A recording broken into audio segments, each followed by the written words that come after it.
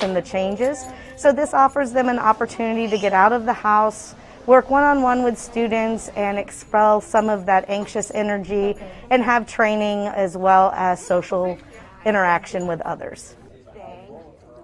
Hi, I'm Karen Perez, school board member serving District 6 countywide, and together we're preparing students for life.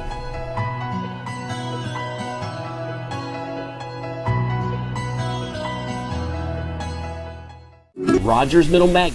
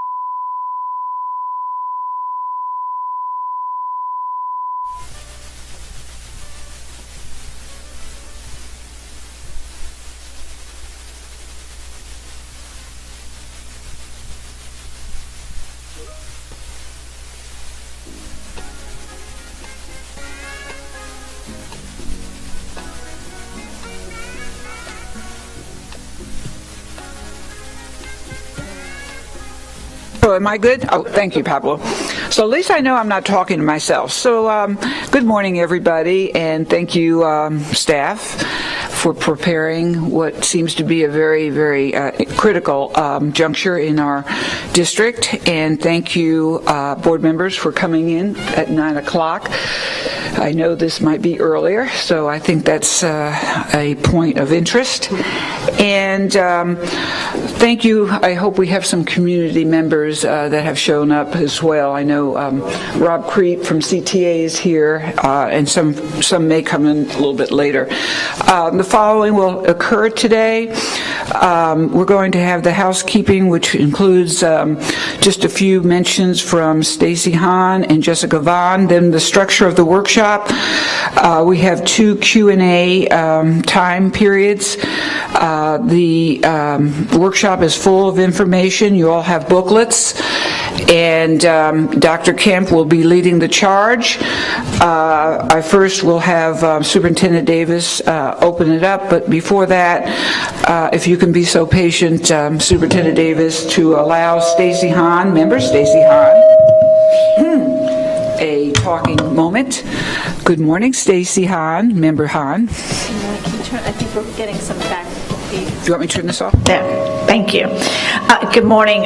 Just quick reminder, if you're interested in filming the video this afternoon for the Month of the Military Child, we'll be doing that at Rosac from noon to about 1:30, 2 o'clock. If somebody needs them to stay till 2, we can, but if you're interested, just let me know after this, so that way the families that are organizing it, if folks aren't going to be there, then maybe they don't have to stay till 2 and they can leave at 1. So I just want to let them know who's interested and how to plan for the time. So touch base with me after this. Thanks. Thank you, Member Hahn. Oh, and they do have sorry. props, so you don't have to worry about, they have purple wigs, and purple is the color. They have purple T-shirts that you can, and they want to kind of do a TikTok video where you're in your business clothes, and then you snap your fingers and you're in purple. I'm not a TikTok person, but that's why I'm not in charge. Sounds like a disclaimer to me. But I've seen that, and it's cute, and the kids will get excited. We'll share it out on social media during the month of April, which is the month of the military child. So, thank you. And we thank you, Dr. Hahn, for all the work you've done in the military capacity. We appreciate that. And following this, Dr. Hahn's announcement, Member Vaughn would like to make a request, and I might have the wrong words, but nonetheless, she has I think I gave her 3 minutes, but probably less.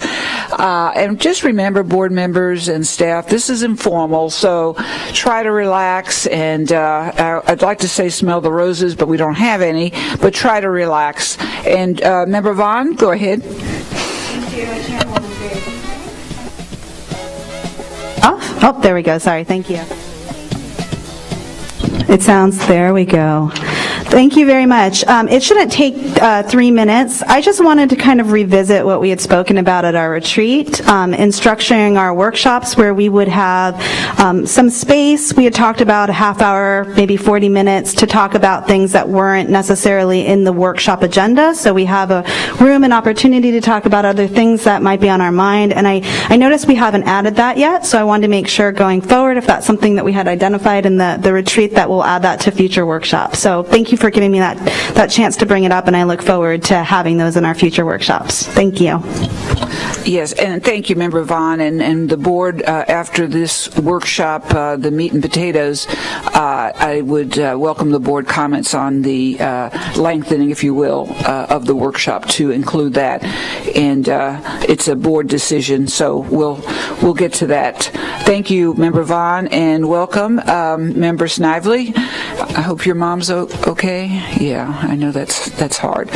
So at any rate, let's go ahead. We're going to toss this over now to our superintendent, and then Well, then we're going to go into our booklet. Go ahead. Good morning. Good morning. Thank you so very much, Chair Gray. And also from our staff, our staff's ready if there's additional topics that the board as a collective wishes to add on to the workshops, we're willing to do so. And we will prepare accordingly. And I know there's many pressing issues that we need to talk about as a school district, and we'll continue to make sure we're prepared to be able to disseminate and present that information. But today's another update of where we are from a financial perspective, and overall, our team has done a really nice job of identifying where we are financially, what our forecastability will be, and just talk about and provide updates of what steps we have taken in order to move forward with corrective action steps. So today, what areas of focus will be, once again, is to review financial status. Where are we from a cash flow perspective? What is our 2-year fund balance, multi-year fund balance projections look like? Also, what have we implemented currently from a corrective action plan for Action Plan 1 for the 2021 school year, and as we transition to the 21-22 school year. In addition, being able to discuss and review the expenditures that we've implemented through our ESSER 1 CARES Act, which is $54 million that we've received, and at the same time, where provide information to the board of where we are related to ESSER 2, and what our formal plan will be for implementation and as we continue to receive this money and being able to address the overarching needs within our school district, especially those from an academic deficit learning loss, and at the same time, any COVID-related items that are expenditures that we've experienced as a county as well. And then transition to talk about where, any additional funding that we receive from the state, whether or federal funding, and just talk about from a categorical standpoint what those dollars are expended on and how we leverage them in order to further support our students within our organization. And then overall review our current staff allocation and discuss next steps of what action steps that we are and have and will take in order to bring us back to a place where we're fiscally responsible. So I appreciate your time. Look forward to this interaction so that we can continue to be stronger as a school district. I'm going to release this to Dr. Kemp, our Deputy Superintendent, and his team. Before you get started, Superintendent Davis, did you want to thank the Auditor General? We had a very good report. We did. And so, recent report identified this week that we had no audit findings from our school district. This is just a collective effort that signifies the hard work that our finance team continues to implement. Hats off to each of you for those who are here today for continuing to dedicate your time, your efforts, and your services to the school district. But more importantly, making certain that you follow the necessary controls that are outlined not only by our school district and our board policy, but at the same time through our state. So we greatly appreciate it and keep working hard.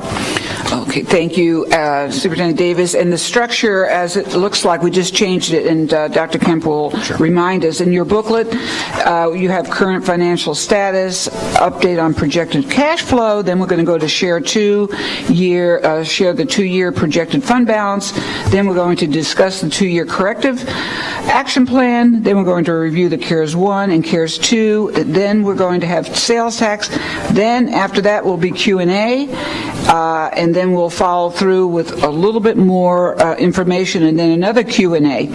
Dr. Kemp, good morning. Well, good morning. Absolutely. I want to also say thank you to our finance team and everything that's been taking place under extraordinary circumstances, and our team has stepped up during a time where we haven't had a CFO, an active CFO.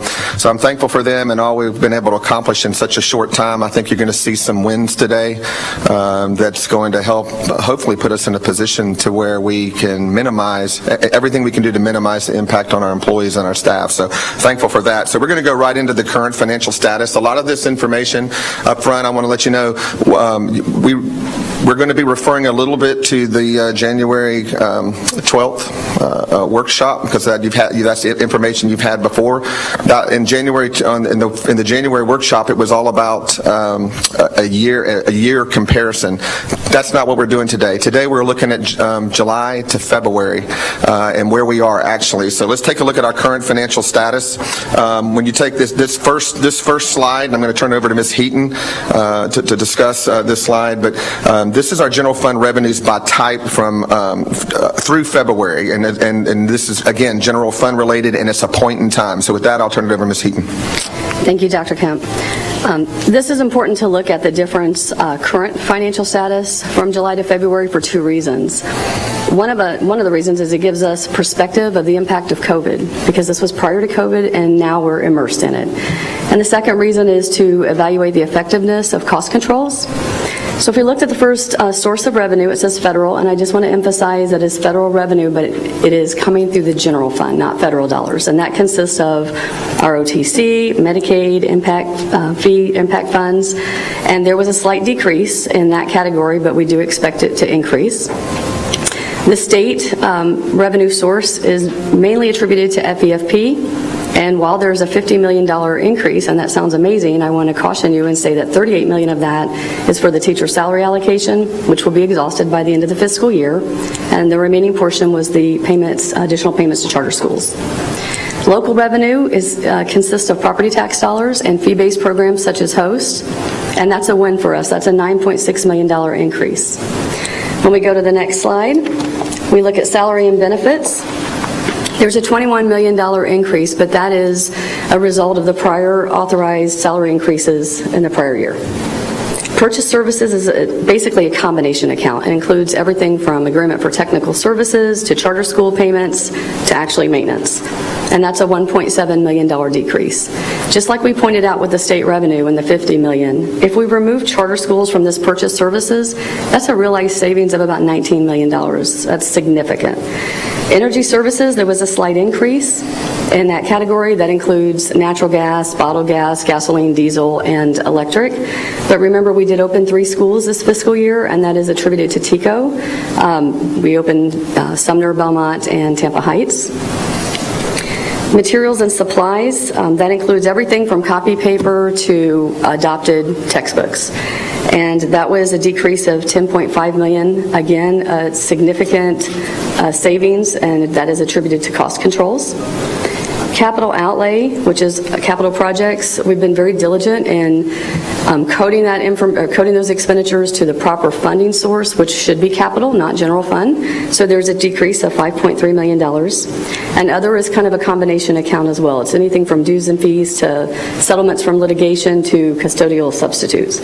And there was a slight increase of $699 million. Now what's important to note is those small wins, the gain in the local revenue, and these decreases in these categories, account categories, is going to close the gap and get our fund balance closer to a break even. Not a positive number, but closer to a break even, and that will allow the corrective action plans you'll hear about later in the PowerPoint to show that'll be able to get us to our desired 3%. And just to let you know, it was 699,000. I think Ms. Heath said 699 million. Sorry, 699,000. That would be great if we had that, but no, it's 699,000. So that's just kind of an update on the revenue and expenditures up through this point, and we're actually making some gains, and you're going to see that here in the projected cash flow portion. We're going to move right into that, and if you've all seen this graph before. We started showing this graph. It's from Mr. Jerry Ford and Associates, works with Mr. Brady, who handles and actually directs and handles our cash. The good news is since the January workshop, when we presented this graph once before, and I'll just make sure everybody understands what the graph represents. It's actually our actual cash flow on hand and our ability to make, as we look at our expenses, our ability to make payroll and meet our obligations. If you remember from this chart, the orange line on the bottom, prior to November, if you remember, in October, we took out the tax anticipation note because we were concerned about an active payroll crisis at that time. We took out a $75 million 90-day note, and because of that, we were able to bridge the gap to ensure that we did not miss any payroll obligations. So you can see in November, we would have been below the zero line without that 10. I've said that before, just for the public and clarification. I just wanted to make sure you know that's one of the reasons why we had to go out for the tax anticipation note and to cover that. In January, we started looking at the orange line in there, and what happens in January, we had a potential missing payroll date, so to speak, or active payroll crisis. Without a $100 million intervention, we were looking at the first week of May. And because of proactive measures we've taken along the way and what we've tried to work on collectively with everybody involved, we've been able to move that cash flow potential crisis without a $100 million intervention to June 16th, and I will show you more about that. Now, a couple assumptions about this line very quick. Make sure you understand. All budgets are projections, and it depends upon multiple variables. One is our property tax collection. The property tax collection is we project that every year. Thankfully, I can report today that we're at 96%, I believe, as far as what we've collected. So there was concerns in January about what would happen with our tax situation, but thankfully we've collected 96% of what we projected. And Ms. Heaton, what is that number? That, just so they'll know to the public knows. We projected $510 million, and we've collected $492. So it looks like the property tax collections are right on projection. So we're thankful for that. So when you take a look at that orange line, and you'll see it moves down into the like the later part of June, where there's a potential where the cash flow could go below zero without a $100 million intervention. So let's take a look at this next slide. I included this as a document and a tab for you, just to let you know that what we do every week, Mr. Brady runs a cash flow analysis. This is a projection of all of our deposits that are going to come in, everything that has to go out, whether that's payroll. It's pretty much like a checkbook, so to speak. I did a little snapshot of the date to show you that correlates with that orange line, that, you know, if things remain constant and we did not have a $100 million intervention in our plan, where you'll see there the June 16, 2021 date, that's when it starts going into the negative. Now, I'll also want everybody to know that it changes every day based on what's being expended every day and the cost controls we put in place. There's some great things that are taking place. Our schools and all of our teams are doing everything they can do to be as fiscally responsible as possible, and that's making a dent in what we have to do as a team. Why does that matter? It matters because the more we can do with cost controls and the more responsible we are with fiscally, the less impact we're going to have on our the staff reductions that we have to look at for this year. And we've already reduced that significantly from what was originally presented in January due to the cost controls and what we've been able to do. So that's the check. That's the checkbook, and you have I know these snapshots on these screens are a little small. That's why I provided the whole checkbook to you. If you have any questions, we'll certainly answer that at that time. Corrective action plans 2021. I'm going to turn this over to Mr. Superintendent and let him talk about the what we've been able to accomplish so far to date. Thank you, sir. And this was the PowerPoint and slide that we presented on January the 12th. It just talks about the corrective action plan as an organization to be able to implement to put us back to a place where we hit in the 3% threshold and recoup some of the money that we've lost. Overall, to date, we have implemented 4 of the 7 items related to action steps on this chart, with a reduction of overtime, also reduction of non-salary budgets, and also looking at transfer for appropriate grants to leverage every one of the grants that we currently have been awarded, and at the same time reducing travel. We had the 3 other elements where are in progress. As of right now, we will implement. First thing, we're trying to continue to identify a revenue stream of $100 million that we actively need, and we're going to leverage CARES 2 for that potential money. We have essentially been extended the opportunity to apply for the grant, which we have done so. So that's in motion. And the second part that we're in the process of doing is 12-month employees. When we implemented this and I introduced this plan for 12-month employees for being indirectly furloughed for the summer for 4 days, for going from a 10-day work week to an 8-day work week in the summer, is that it was inclusive of every 12-month employee in the organization. Since then, we are going to refine that. Anyone that's in an administrative role, inclusive of myself, my cabinet, principals, supervisors, assistant principals, all will be inclusive of this model. This will give us a little bit north of $1 million to be able to recapture, and that way we protect those individuals that are in different bargaining elements, such as custodial staff, secretary staff, support staff within our schools. But however, we're in the process of messaging this. We will get this out by the first week of April to make certain we are continue to communicate that with all those who can be impacted. We are in the process of working with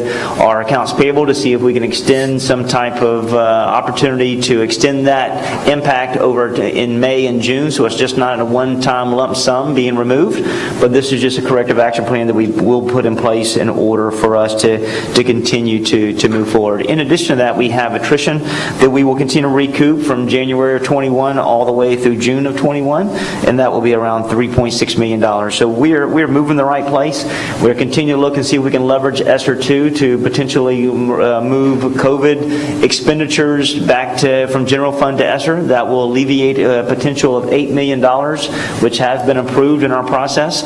And then being able to, another strategy we're looking at is looking at every one of the district level organizational charts to make certain that everyone that we have at the district level that is not at the school level is truly having an organizational impact so we can further protect schools. And I'll speak a little bit deeper as we go forward.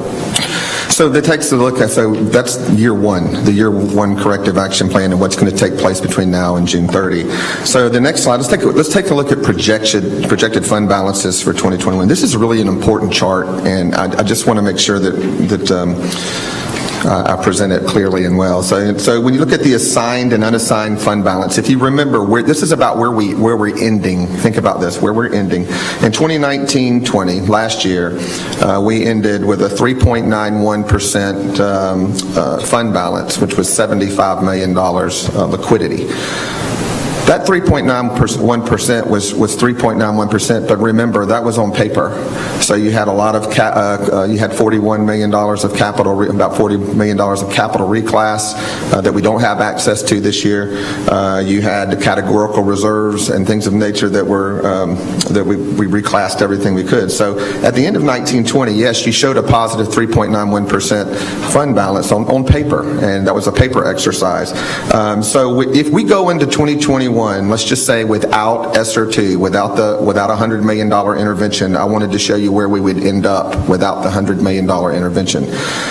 We would look at we would be projected to have a negative $53 million fund balance, which would be negative 3% without $100 million reclass of getting active payroll, reclassing active payroll from general fund to some other revenue source. So without ESSER 2, you're looking at a negative 3%. Now thankfully, CARES 2, ESSER 2 is, we're in the process. We submitted it. We'll be the first to submit it. When we get that has not actually been determined yet, but I understand from Mrs. Brown and her conversations with the state, Dr. Brown, that we actually, it should be a quick turnaround. So hopefully we'll get the $100 million. So let's say we do. That's the third column there. 2021 with ESSER 2, we will end up with a $60 million, projected $60 million fund balance, which would be a 3.41% fund balance. Again, that's on paper. And I put a star there, asterisk there, because that's due to reclassing general fund from one-time revenue. That would be using CARES to reclass. That's a one-time revenue source. So once again, it's somewhat of a paper exercise to move it off the general fund to move expenses off, eligible expenses off the general fund to help us with the fund balance. But again, it's an asterisk. It's there because that would be what we needed to do to get to a 3% plus fund balance and eliminate state intervention. It's important to note is that asterisk matters, because as we go into 21-22, keep in mind, ESSER 1, which is, we've exhausted ESSER 1 and we've actually reclassed where we could on that. ESSER 2, when we reclass that, and even ESSER 3, really do not correct the issues of the overstaffing and allocations that we've had over time. So the only way to correct that issue is corrective action through staff reduction. So let's just say we go into 21-22 and we do not make the corrections to the overallocated staff. We'll end up again. It goes back to a negative $53 million hole because we do not have that $100 million to reclass again. So that we'd look at negative 3% again. in because that was one-time revenue that we wouldn't have in 21-22. Now, there may be, it looks like there's going to be CARES 3 and things of that nature, but once again, those are one-time Band-Aids to help us meet fund balance requirements as long as we're allowed to legally reclass expenditures to that. So there's a double asterisk there. So keep in mind, you'd start over where you were until we actually make it through the corrections. Now, with the corrective action plans, when we get through 21-22, here's the great news. If we follow the plan, as you will see in the second half of this presentation today, when staff allocation is discussed, you'll see when we get through the end of this process, we will actually end up at the end of 22 with a $69 million fund balance that was projected. That would be a projected $3.9 million on what we did with year 2. Our goal is to get to 3. But here's the thing. That would be a real fund balance for the first time. That would not, when you talk about 21-22, you're talking about real fund balance that's not just a paper exercise, and we wouldn't be counting on any additional one-time revenue. It puts us in a stronger position. So it's kind of important to look at that chart and understand this is about the ending fund balances. I would love to be able to tell you we're going to be able to do all of the year 2 correction. But that's why we projected it the way we did, so we have some flexibility in there. The next chart, really quick, you've seen this before as well. This is our fund balance by fiscal year. This is a celebration in a sense, and I'm going to let Ms. Heaton talk about this chart briefly, and the superintendent and I will also discuss it. So in the January workshop, we were in need of $110 million. We had a negative deficit, of $23 million for the projected fund balance, with a $35 million restricted requirement and the $53 million needed for our 3%. We've actually closed that gap. Again, the small wins between the gains in revenues and the decreases in expense categories to take that $23 million to 5.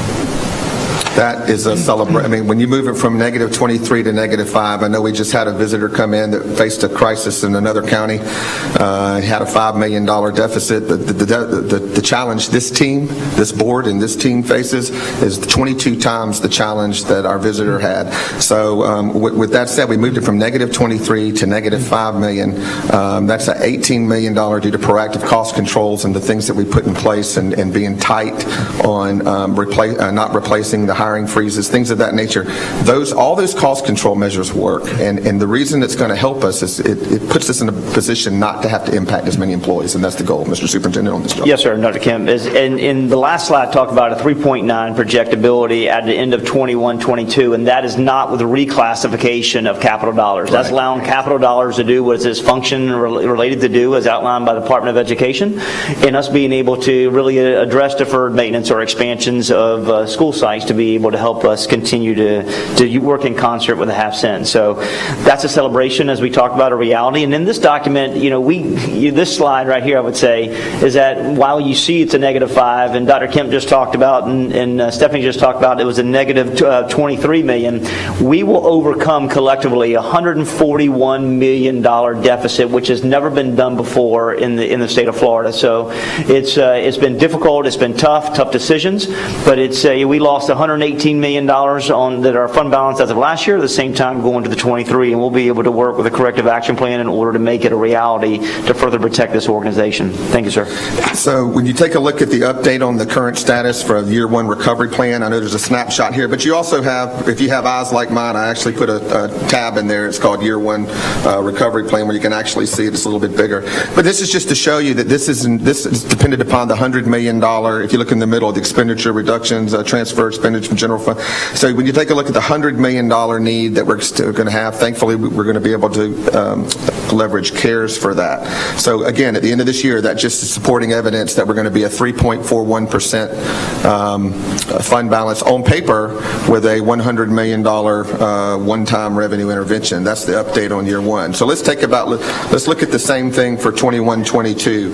This chart was presented to you in January when I told you, because of the cost control measures, we've been able to do some reductions. Originally in January, we were looking at 2,000 positions at that time, and that was to hopefully hopefully project 148, recapture 148 million. That was an aggressive strategy by design.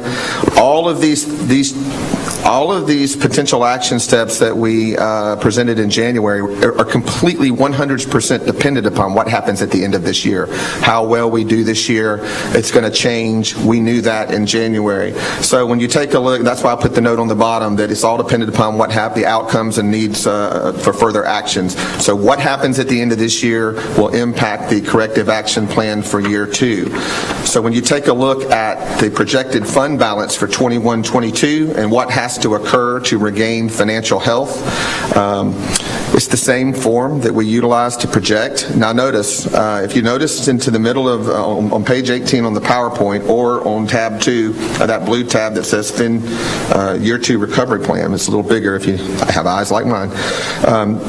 The realignment that we projected for year 2, remember we originally started out with $148 million recapture. That's been, then it moved from 148 to hopefully 112.6 million. And at the time of the creation of this document and the projection of 112.6, if we could recapture 112.6, capitalize on $9.3 million of attrition, that would get us to a 3.9%. A potential 3.9% fund balance. Now, even at 112.6, we knew we had to go through the process. We knew we had to go through the staffing allocation process. We knew we'd have to look at programmatic needs and class size, things of that nature, critical needs at schools, and we knew, we also knew 112.6 million was going to be an aggressive stance. But because of the cost controls, we've been able to have some flexibility with that. Remember, that'd be great to get to a 3.9% at the end of year, at the end of 22. But if we can just get to a 3, and that keeps the state in Tallahassee where there should be, and we would have a real fund balance. So we have some flexibility with that 3.9 to 3. We don't have a lot of flexibility, but we have some flexibility. So let's take let's shift gears here a second. You've seen the year 1, year 2 action plans. We're going to look at the ESSER 1 expenditures and current balances and where we are at this time. You'll see this slide again with when Dr. Brown presents.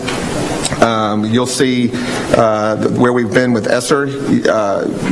We've got ESSER 1, $54.7 million we received, and these balances, when you see these balances that remaining, understand these are halfway through the year projections, so there's lots of reasons that are just balances remaining. But though it shows a $10 million for ESSER 1, that's not a balance remaining. We've actually used $8 million of that to reclass eligible e-learning teachers and salaries that have served e-learning students. And then the remainder of that balance was for additional devices to support us during the online effort and during the pandemic. So it shows a balance of 10 million, but there's asterisk there for a reason, to let you know that it's been taken care of. The ESSER 2 funding, this is what we've all been waiting for, right? The ESSER 2 funding update. I'm going to turn this over to the superintendent and let him talk about this slide briefly. Thanks very much. This is the time that we've been kind of waiting for, to be able to have accessibility to these dollars, because these dollars, we definitely need it not only to serve our children, to be able to help us financially. So we've got, during spring break, we got information related to the applicational process for ESSER 2 funding. Right now it appears we'll have a little bit north of $200 million that comes to Hillsborough County. We have to carve out funding for charter schools, which puts us around between $170 $180 million that we will receive and be able to obtain to be able to use within our school district. ESSER 2, the deadline for that was to apply for that process was April the 12th. We've already submitted ours. We did it on Monday to be able to submit and make certain that we identify all of the assurances. The biggest thing is make certain that it was very clear from the Department of Education that we do not use it for reoccurring dollars. And if we do, we'll be in the same situation that we have been in historically in Hillsborough County. We've use grant funding and soft money to be able to cover individuals. With that process of requirements, and the requirements will be to make certain that we address and increase academic preparedness to be able to address any academic deficits that may have occurred during the pandemic.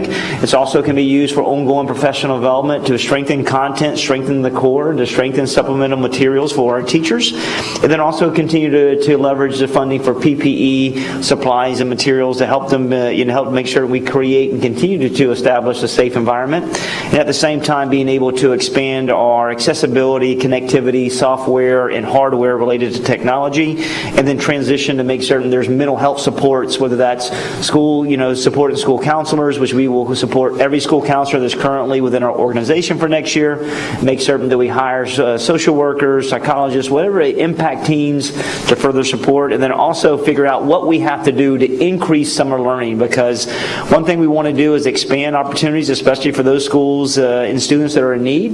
We'll also, and I've had a brief conversation with staff and also with Rob this morning about looking at transformational schools, also fragile schools, to be able to potentially start the school year earlier next year, because we've got to get our children back and start figuring out what that looks like. And openly, we will be looking at the dollars we have funding to fully pay our staff for what their actual salary may be, and then working with Mr. Connor's shop to make certain that we have the necessary curriculum pacing guide that really blitzes and addresses unfinished learning within that time. But all that has to, be kind of baked and worked through to be able to make sure we have that proper expansion. So ESSER 2, we do anticipate, I think you've seen this before, the slide here on page 23. I've actually provided this to the board before, but when you take a look at we projected after the $217 million and then the 30 plus million that will go directly to charters, we're looking at about, between, that's as aggressive, but $185 million. And you can see, that is a 2-year appropriation, and we're going to use it in about 30 minutes. For this. So now, so ESSER 2. So ESSER 2, we will have to use ESSER 2 for recurring expenses for 1 year. But if we do this correctly for 1 year, we will not have to use ESSER 3 that way. You can see here the $185 million projected receipt for ESSER 2, and you'll be able to see what we've talked about with reclassing 129.4 right off the bat, and being able to reclass mental health counselors so we can actually preserve our mental health counselors during the pandemic. We think that's extremely important. There were approximately, Dr. Whalen and Ms. Bays will talk about this, was approximately 64 counselors that were impacted in the staffing allocation recapture, but we'll be able to preserve those and use this dollars for that, but during the pandemic. So when you take a look at all of these, I won't go over each one of these, but when you take a look at all of what we'll be able to use, we will be using our 2-year allocation up in about 30 minutes. And we're going to be using it responsibly. This was a committee of individuals that felt that this was the best recommended priorities for the use of these dollars at this time. And I'm going to quickly, I've asked Tracy Brown, if there's a microphone over here on this side. So I've asked Tracy Brown to talk about, really briefly, to go over the federal programs. She'll go over Title I, Title I and Title IV. Terry Connor and we'll briefly talk about Title II and III, just to give you an update on the balances remaining at this time.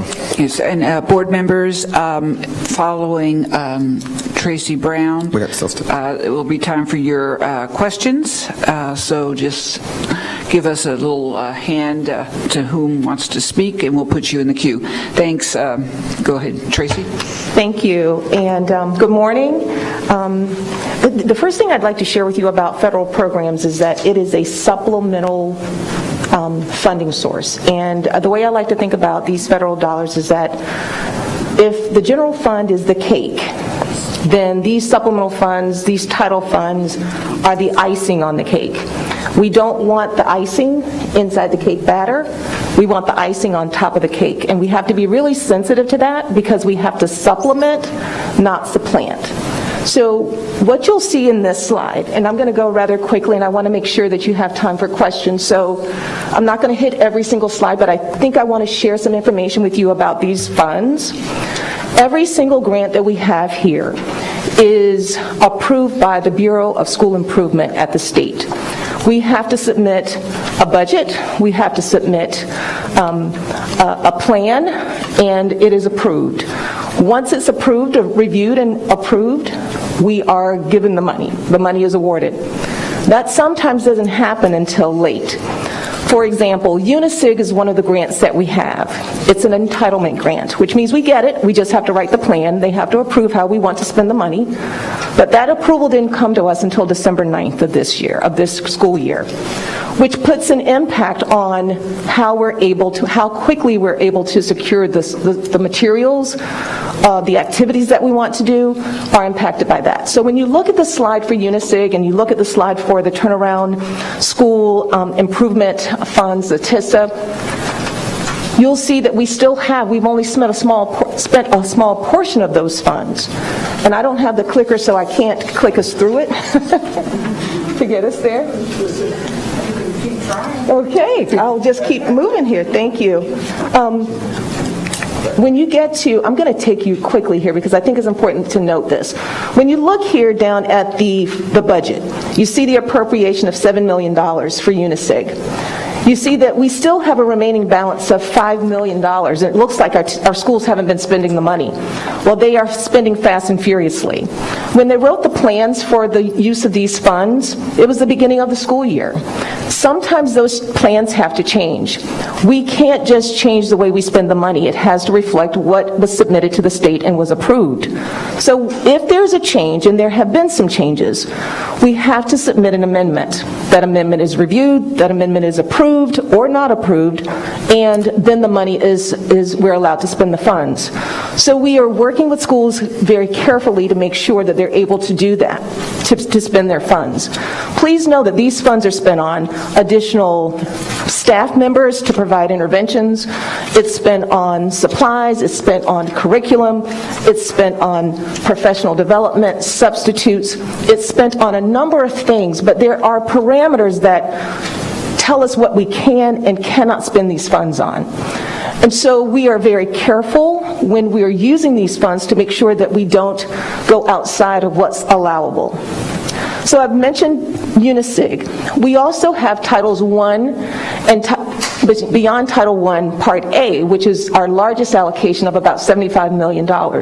And that was evident on the slide. So I'll go back and I'll try to take you through in a very clear way. Yeah, let's just spend, Tracy, let's spend about no more than 5 minutes. Yeah, I'm good at going fast. We have a lot to ask. So you've seen the slides, and Title I is our largest allocation. We have Title I Part A, we have Title I Part C, which focuses on migrant students, Title I Part D that focuses on delinquent and neglected students. We have Title II, which is focused on professional development of our teachers and our principals, helping them always. This is about improving instruction for kids, it's about meeting kids' needs, and most importantly, it's about making sure that they have access to really good instruction. IDEA focuses on students with disabilities, students with IEPs, and these funds are spent to ensure that students with IEPs, with disabilities, have access to a free, appropriate public education. You'll hear FAPE used often. This, too, is icing on the cake, and to be quite honest with you, IDEA is not the icing. IDEA sprinkles. So on top of the icing is sprinkles, because any student that receives or has access to Title I materials, supports, services, on top of that, if they have an IEP, they get to take advantage of those services. I've mentioned UNICIG, I've mentioned TISA, Turnaround School Supplemental Services Allocation, and Title IV, which is also something that's really unique. And this is more focused on enrichment, ensuring that there are certain areas that kids are exposed to. We want to make sure that kids are well-rounded. We want to make sure that they're in a safe and healthy environment in our schools. And we want to make sure that they are receiving and able to use effectively technology. Clearly closing the digital divide. So that's what the use of Title IV funds are for. We've already talked about ESSER, and I think I'm through. And so I'll be ready for any questions that you might have. Yeah. I'm thinking, board members, that the federal programs alone, with utmost respect to Ms. Brown, that probably, Ms. Brown, you might want to sit with each of the board members to explain Title I, Title II. I think that would be a very good edification, so I want to apologize for speeding through. With board members, absolutely. Yeah. I was just thinking that this morning, that it would be great to be able to sit down with everybody. Yeah, but, I mean, it affects our children greatly, what you're doing. Thank you, and your staff. At this point in time, we're going to take board questions. I will say keep to 3 minutes. Jim Porter might throw a dart at you if you're not. Well, I don't know how good a dart player you are. I used to be, okay, so there'll be some other sign. We're going to go ahead and go around. Dr. Hahn, Member Hahn, I have Jessica Vaughn first. What do you have? Yes, does anybody else want to be in the queue at this point? No, not yet? Okay. Then Ms. Vaughn, you're up. Yeah. Okay. Thank you very much. Member Vaughn. Thank you. I would like to say that I loved the structure of this workshop where we had questions right after the 2-year corrective plan, and the fact that we added more on makes it a little frustrating because it's a huge amount of information that's presented to us, and to be able to ask questions, it's kind of a teacher technique to chunk things down so we can mitigate it. So future going forward, I'd love to stick to what we have here as far as the workshop. But going forward, on page 12, when we talk about our fund balance, what date is that a snapshot of? Is that the June 30th date where we would trigger something, or what date are we looking at here for page 12, with or without ESSERs?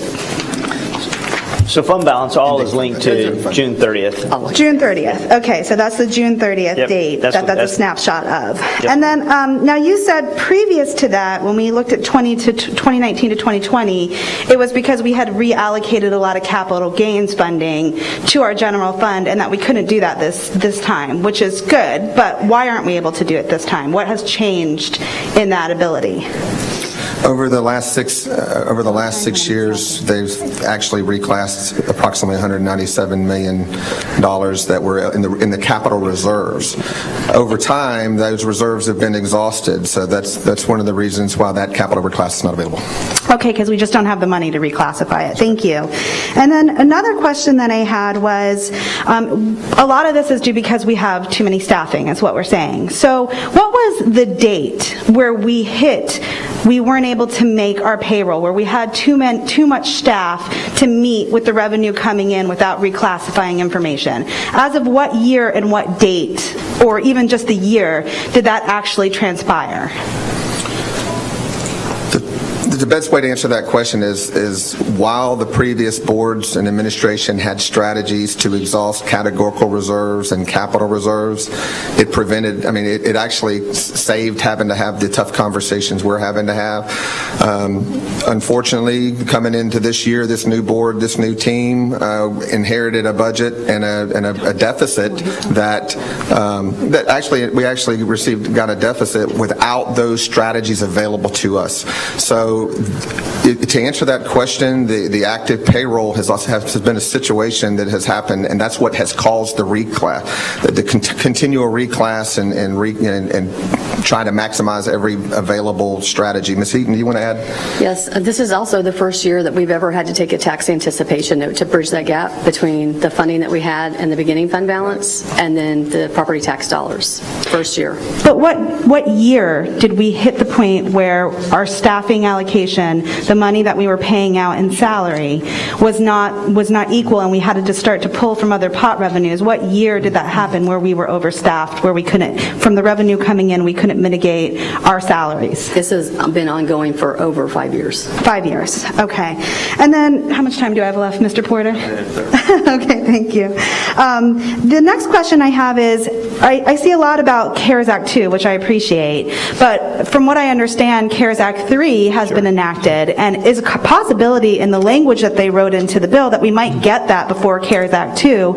So I'm not sure why that wasn't included in this as far as how we could use that, but I'm wondering how much are we expected to get from that, and what is the timeline on that? Yes, ma'am. Through the chair, I mean, I think within the last 24 hours, we actually got some notice related to CARES Act 3. Hence the reason it would not be in this notebook. We're still coming through the overall expectations timelines. We do know that, and we're thankful that federal money will be forthcoming. There is language in there that once the state receives that, and is my understanding, as of late last night, I got an email from the Council of Great City Schools that the money has been pushed to states, and it gave us a dollar figure on what those expenditures were. That until the state receives it and they come through it, then they have 60 days, in my understanding, to be able to release that to school districts. So there is a possibility that money comes before. However, we still haven't received any information related to the state, any guidelines, any criteria on any of those fundings. Yes, ma'am. The correspondence last night was, we just received it like yesterday. The correspondence on ESSER 3 is the Fed has released, is only releasing 2/3 of it to the state at this time. Our anticipated appropriation for ESSER 3 is approximately $495 million. And that's, of course, then charters would come out of that. But right now, last night, federal to state, they are releasing 2/3 of ESSER 3 to the state. Then we start going through the same process again. Sorry, I'm out of time. You have a minute left. Okay, and then just in my minute left, sorry, the two things that I had asked at the previous workshop that I didn't see included that I'd like to know are, number one, approximately how much overinflation is our yearly budget when we factor in the revenue from the state that then passes out and goes to charter schools? Because it overinflates our budget, we account for it, and then the money comes out. And through all the different categorials, I'd like to know how much our budget is overflated to start with, and how much comes out that goes to charter schools and private schools, an exact amount or an approximate amount. And then number two, what I didn't see included is, because I know the whole talk is we don't want to do reoccurring fees, that these CARES Acts are just a one-time fee and we can't mitigate reoccurring fees. But I was curious last year, I know we know how much of a raise we were able to give teachers and staff, but I still haven't gotten the numbers of district raises that we gave last year and what that looks like and how much money that accounts to. And I know I asked for that at the last workshop, so if you could get that to me, I'd appreciate it. Thank you so much. So Ms. Mark.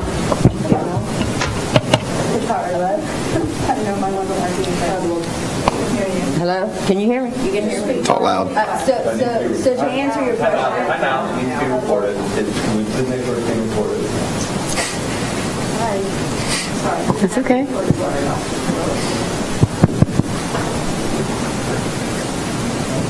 Hello? So to answer your question, Ms. Bond, $254 million goes through charter schools, $13 million goes to McKay scholarships, and $6 million goes to family empowerment scholarships. And that comes off the. Okay, we're going to go ahead and, sorry? Well, I had a few. Do you want to talk last or next? I just decided to talk now before I forget. Go ahead. I wanted to just ask real quickly, the TAN note, when are we paying that back? And does it affect our fund balance? The tax anticipation note has already been paid back. It's It was a already been 90-day paid note. back. It was paid back in February 1st as required. Okay. So, and the other point, the 2 points, I'm appreciating, we all are, that we want to sustain our well-being fiscally. And at the same time, we are mitigating the, and I want to call it the identity of schools, because when we cut programs, which I know you have to, you're cutting people, you're cutting the identity of the schools greatly. An example would be the Blake Performing Arts K through 8 magnet school identity. But the other, and I want you to remark on this and reflect, the other part is when we take out the AP or APC, AP levels, the geography of a school such as, say, Jefferson High School, which I used to teach at, and Becky Kokeski was an AP there, who's now on our staff. That's like 6 miles of walking I used to do. The point being, when you have very basic commanding chiefs, so to speak, AP CIP, there will be a concern with a rise of discipline and actually safety.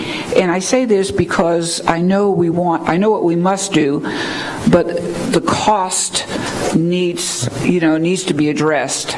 Yes, ma'am. Mrs. Gray, I mean, if I may suggest, Sure. This question, everything about this question will be in the second part of the staffing allocation discussion. I anticipated there'd be some questions regarding that second half. That's why we're trying to get through the financial part first. Okey So dokey. I think that will be answered in the second part. Very good. Thank you. Okay. Thank you, Member Snively.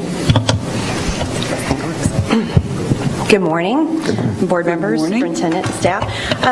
I just wanted to, I think I have the answer to Ms. Vaughn's question about when some of this happened in the past. And I don't want to dwell too much on the past, but I did find some notes that the previous superintendent and I sat down and talked through, and I'm happy to get copies to each board member so they can see some of the progress that the previous administration and board made with regard to reduction of staffing allocations. And so back in May 2015, we had a total of 26,744 employees in our school district.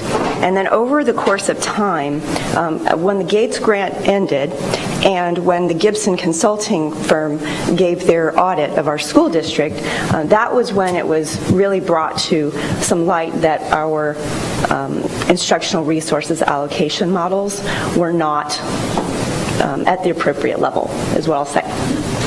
So from May of 2015 up through this particular notes that I have from November of 2019, we had, and if you want, you can jot this down, or like I said, I'll give you copies of it so that you don't have to, but we with certified teaching personnel, we had 15,952 at May of 2015, and over the course of time to November 2019, it was reduced by 11% to 14,266, which is an estimated cost savings of $92,730,000. District administration went from 354 personnel in May of 2015 to 296, which is a 16% reduction and an estimated cost savings of $5,220,000. Principals, total principals, as of May 2015, we had 233. We only reduced down to 231, but it was a cost savings of $160,000.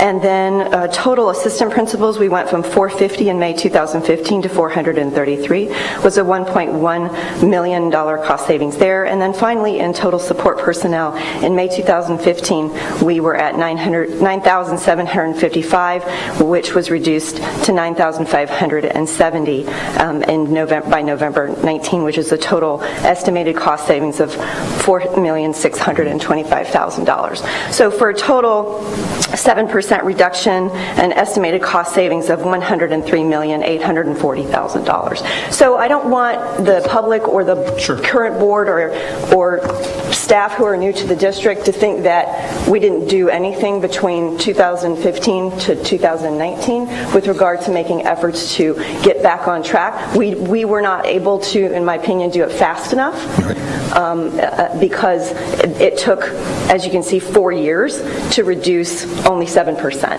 of our total reduction in staffing. I'm sorry? And that was the end. Thank you. Perfect. Thank you, Member Snively. Member Hahn? Yes, thank you for that information. It's important to note that, we've been trying to make adjustments along the way without being too disruptive to the majority of our employees.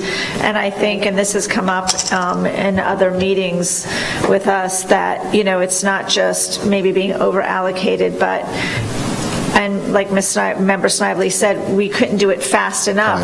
But the funding from Tallahassee at the same time these things are happening and we're trying to make adjustments is decreasing. So it's this perfect storm. Like, we can't adjust fast enough and the funding from Tallahassee is decreasing, and that's what we're constantly battling with. And, I'm sure you could look back even beyond the 5 years and see, probably over the last decade, the trend in the state funding decreasing or never keeping up with inflation, however you want to look at it. And, we've tried to make adjustments, but, we just keep battling the state funding. And, it's going to be continuous. And I think that's the point you make, where if we make the adjustments and we get the ESSER's $3, that is, who knows what's going to happen at the state level in the next 2 to 3 years. That's why having that money where we don't have to use it as a Band-Aid, but can maybe use it to stay ahead of the curve, is going to be very important to our financial future a decade from now. Yes, ma'am. I completely agree. If you remember, time has always been the enemy. The ability to take advantage of attrition and recapturing through normal attrition and resignations. That's the beautiful part about what we have in front of us with ESSER 2 and ESSER 3, is it does buy us a little time to take advantage of natural attrition, resignations, retirements, and things of that nature that will help us minimize the impact on our reductions. Sorry, Member Perez. Thank you.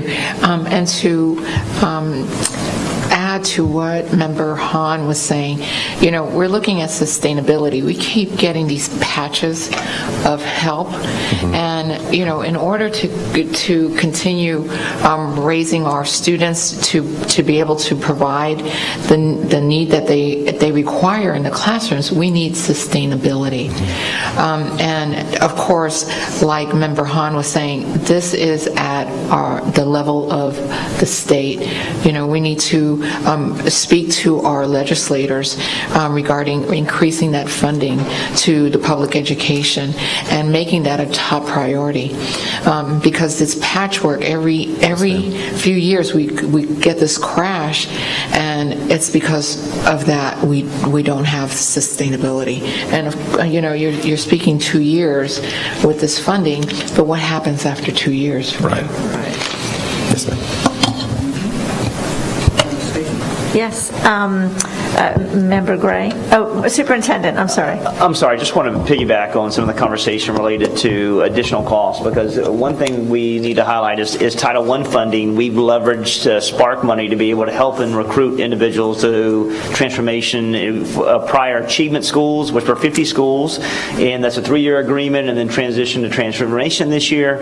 So while those 50 schools, we leveraged the entire expenditure of Title I dollars, which is roughly around $20 million. This year, the parameters were changed, and also put another $9 million worth of stress on the general fund, because Title I expenditures and expectations by the Department of Education adjusted, where we can only use 60% of the Title I dollars to be able to implement the Spark initiative. Now, we'll continue that Spark initiative to where it will end in year 3, and then after that, we'll figure out a new strategy, new funding source, whether we may have to engage the community or not to be able to threshold. But that's another $9 million that puts greater stress within our school district. Thank you.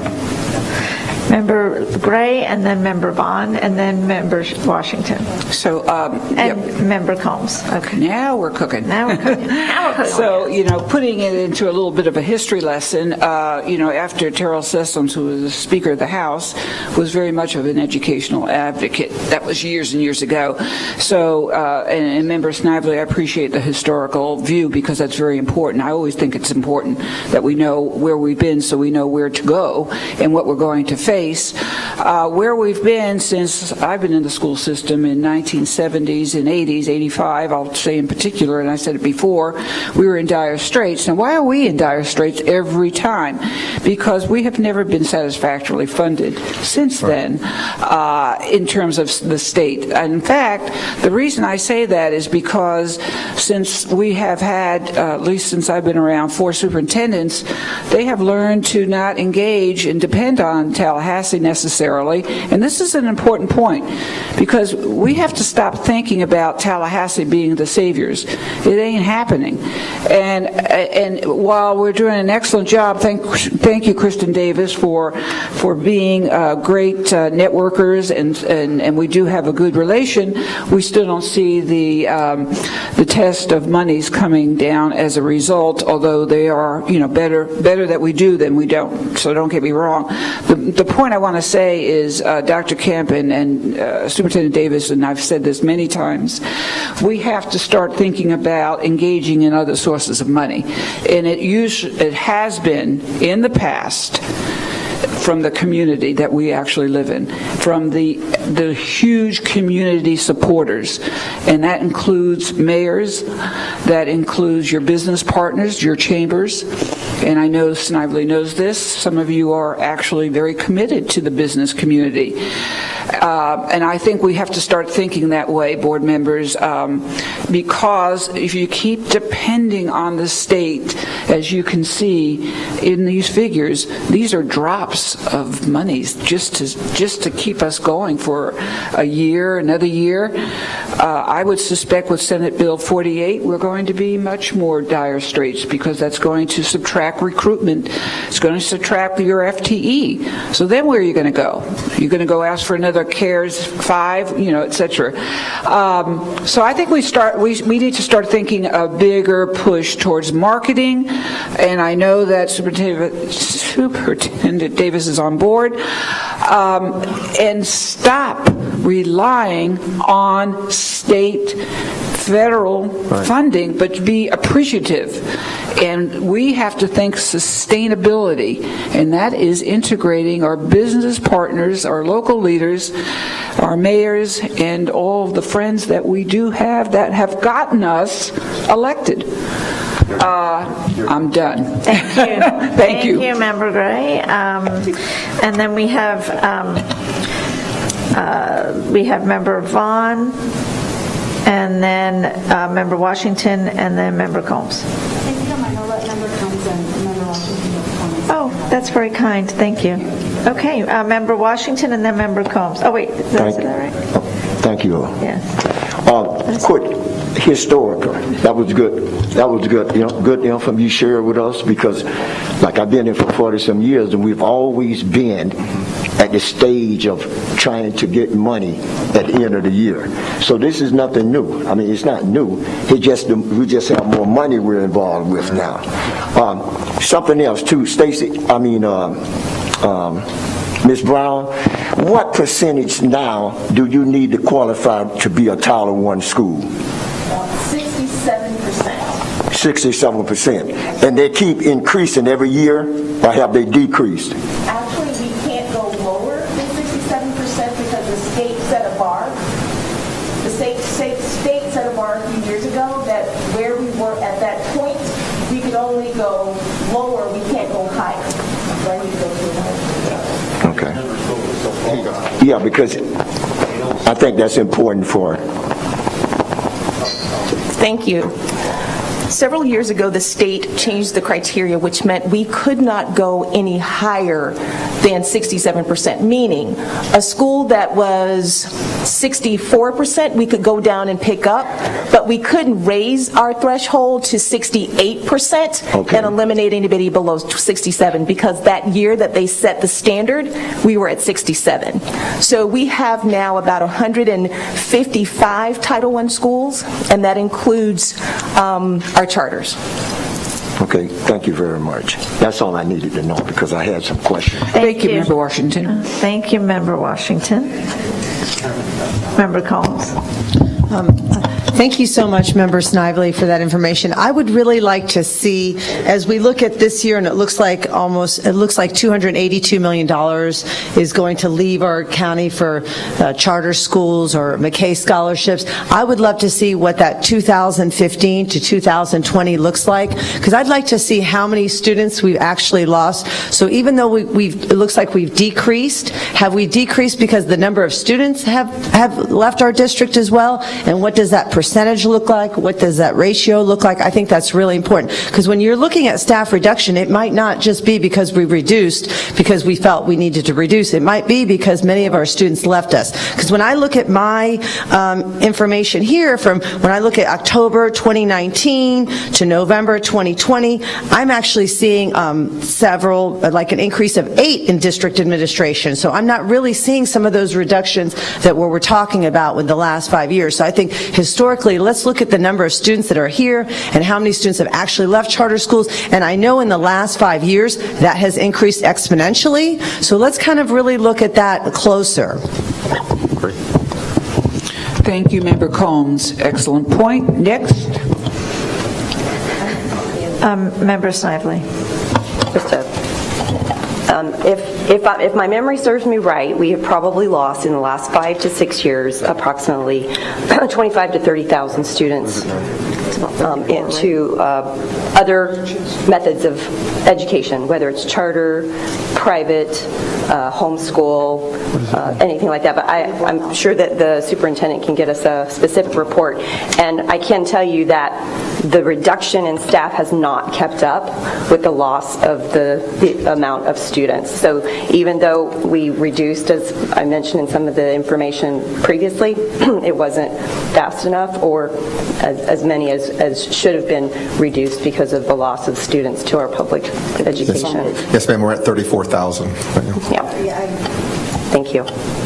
And then the other thing is that I think we need to really think about how many students will be coming back in the fall, because I think there will be. And if you look around nationally, it looks like Tampa is like number 2 place for people want to move. So there's a lot of families that are moving here as well. So I think we need to really look at that whole picture, because we don't want to be in a situation where all of a sudden we've let people go, and then they've gone to surrounding counties, some of our best, and then we're understaffed, or we're looking for teachers, or some of the special needs teachers that we need, or science teachers, and critical areas. We really kind of need to look at that and look at what's happened historically in the last 5 years, and historically what we anticipate in the next 2 years.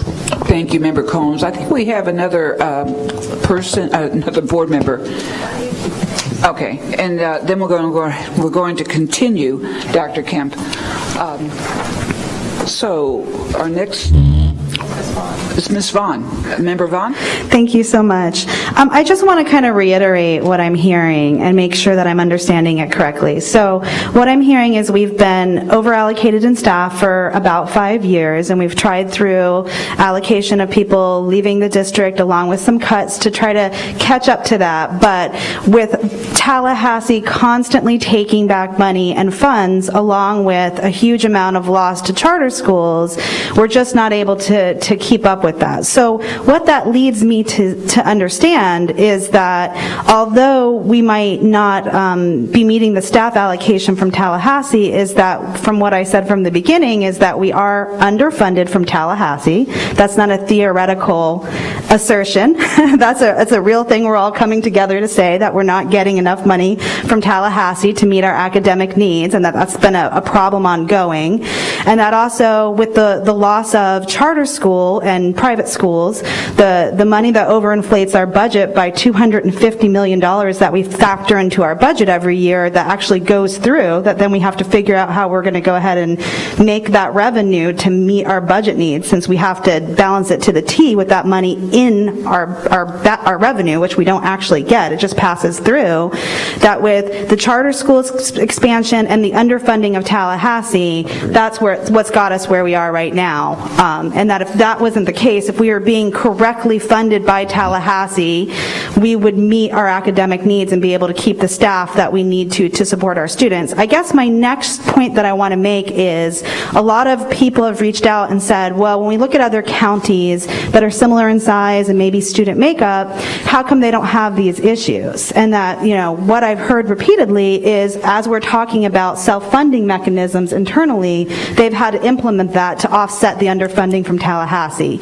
So when you look at Broward or Dade or those larger counties that have huge real estate properties that are internal taxes that come, they're able to sustain because they have millions of dollars of beachfront property that we don't necessarily have. Or if you look at Orange County, they've also done an additional tax for operating expenses, just not capital gains, so that other counties who are our size and scope, maybe not, it's hard to find a county that's as diverse as ours, have had to actually implement internal funding sources and not be reliant, as Member Gray, Chairwoman Gray has said, as the state as much as we have, and that when we say we can't just do Band-Aids, what we need to look at going forward, if we want to prioritize education, is some sort of self-funding mechanism because we are not getting enough money from the state.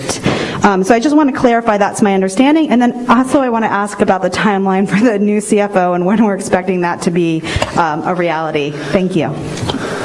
I completely agree with your comments. I want to make sure that we understand there's a third variable that's kind of contribute to this. As in addition to, I said time, she talked definitely underfunding from Tallahassee. We all in agreement with that.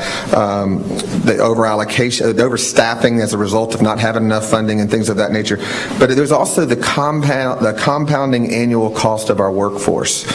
So every year our workforce, our X number of employees, every year got more expensive, and so that's one of the things that put pressure on the revenue coming in. And I also agree completely that our surrounding counties are an advantage to us. We are student rich and property poor, and we'll talk about that on the last slide in the second half. But we're student rich and property poor, and we have to start looking at additional sources of revenue and being creative to bring things in. So I agree with her comments 100%. And no one is more excited about the new CFO starting Monday than Mike Kemp. Yes, sir. So through the chair, we have a new CFO that will be starting on Monday the 29th. You'll see an email in your box today that identifies Romaneer Johnson. She will be transitioning on Monday. Now we will be meeting with her for the next week to be able to get her set up and get her acquainted. She is currently the senior fiscal director of the California Collaborative for Educational Excellence. She's also worked in major school districts throughout the nation, such as Detroit Public Schools, at the same time looking at San Diego United, and then along with looking at the District of Columbia, where she handled over $4.3 billion of a budget. So we're excited to have her. She's excited to be here in transition, and we look forward to making certain that she hits the ground running. We'll need some time as staff to kind of acquaint her to the roles, responsibility in Hillsborough County. After we get her acquainted, then we'll, please feel free, after she gets established, we'll allow her, feel free to make connection with her once we get to that point where she feels comfortable. And if I can add, she's very well versed with dealing with districts that are in deficit. She's been a government-appointed executor that goes in that helps correct districts that are in receivership. So if anyone knows what the process is like, it's Ms. Johnson. We're looking forward to having her coming on home. And I think her abbreviation is ROW, right? That's what we're supposed to call a ROW. Member Snively.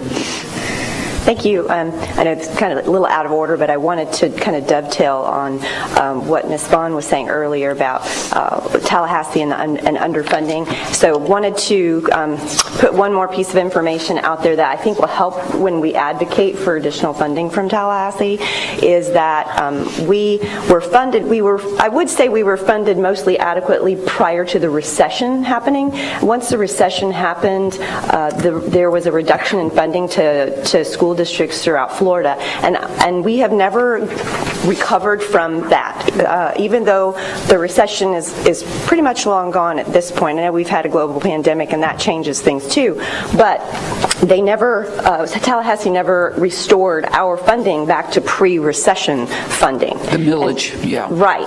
And I think when we talk to legislators, and especially if they're business owners that understand what it's like to operate it, if I told a business owner, you had to today make all of your expenses work based on the revenue you made 12 years ago, 15 years ago, could you make your payroll today with the revenue that you collected over a decade ago prior to, when the recession hit? And so that, to me, is something that is an analogy that they can maybe understand, is that we're working today on the revenue that we received over 10 years ago, and no one can operate a business today. It'd be very difficult for someone to operate their business today on the revenue that they were receiving, over a decade ago. So maybe that will help when we're advocating for additional funding for We're actually $623 less per student now than we were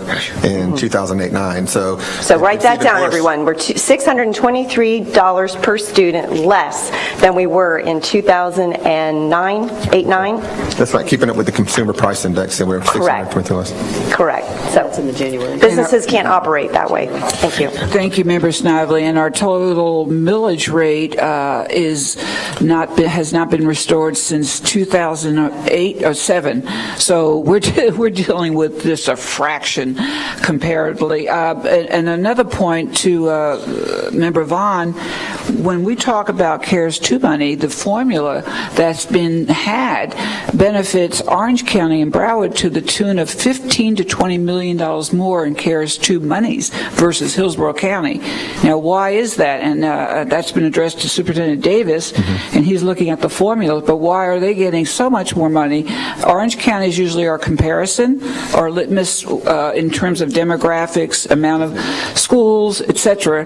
Given that they have referendum money still, that is I think it's 22 million, you can check, more on CARES 2 than Hillsborough County, and Broward is sitting at probably 10 to 12 million CARES 2 money versus Hillsborough. So that's something else that I've been questioning. But anyway, board members, we will have to get giddy-apping to the next part of this show.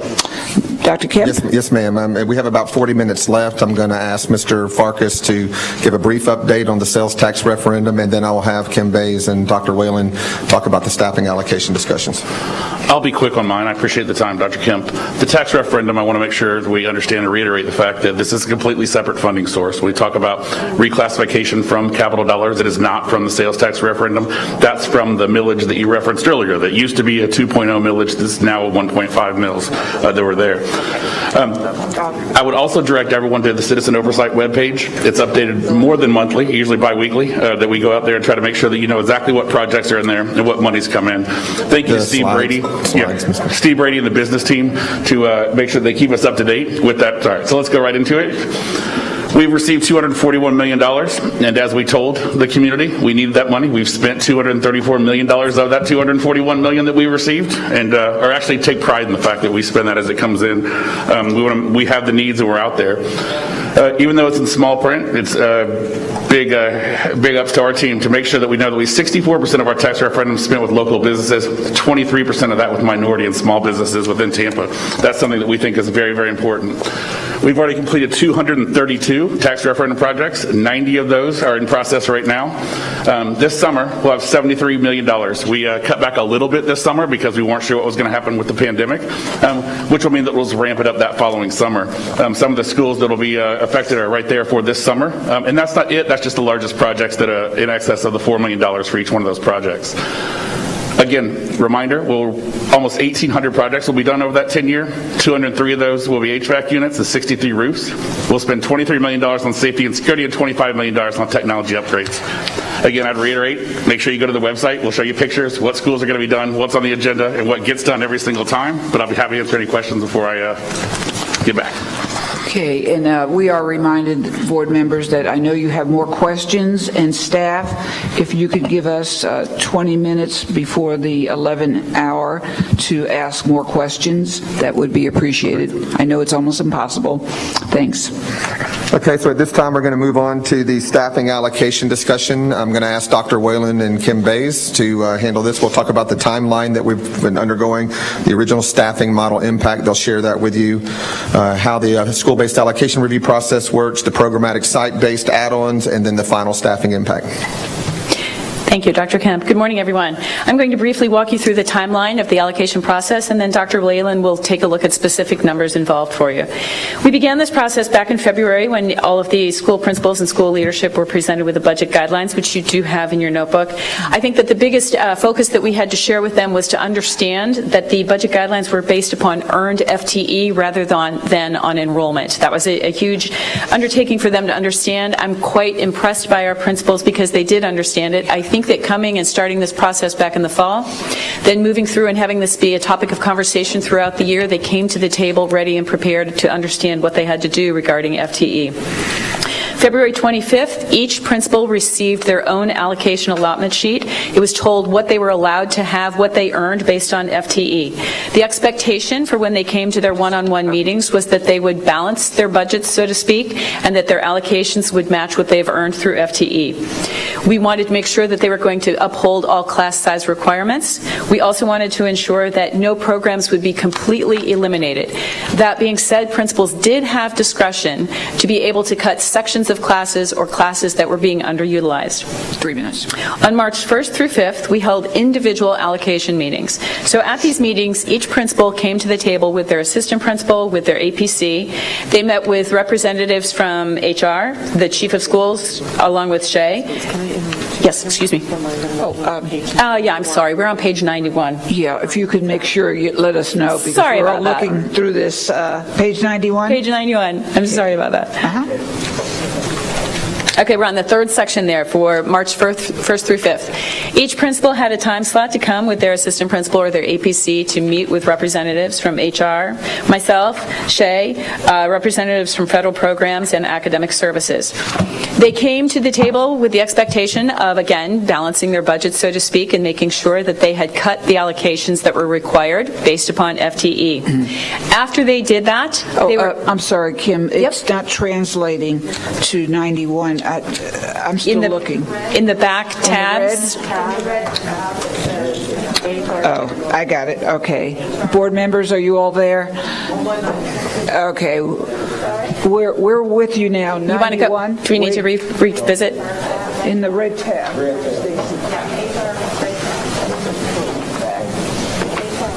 Everybody okay? Okay. Okay. All right.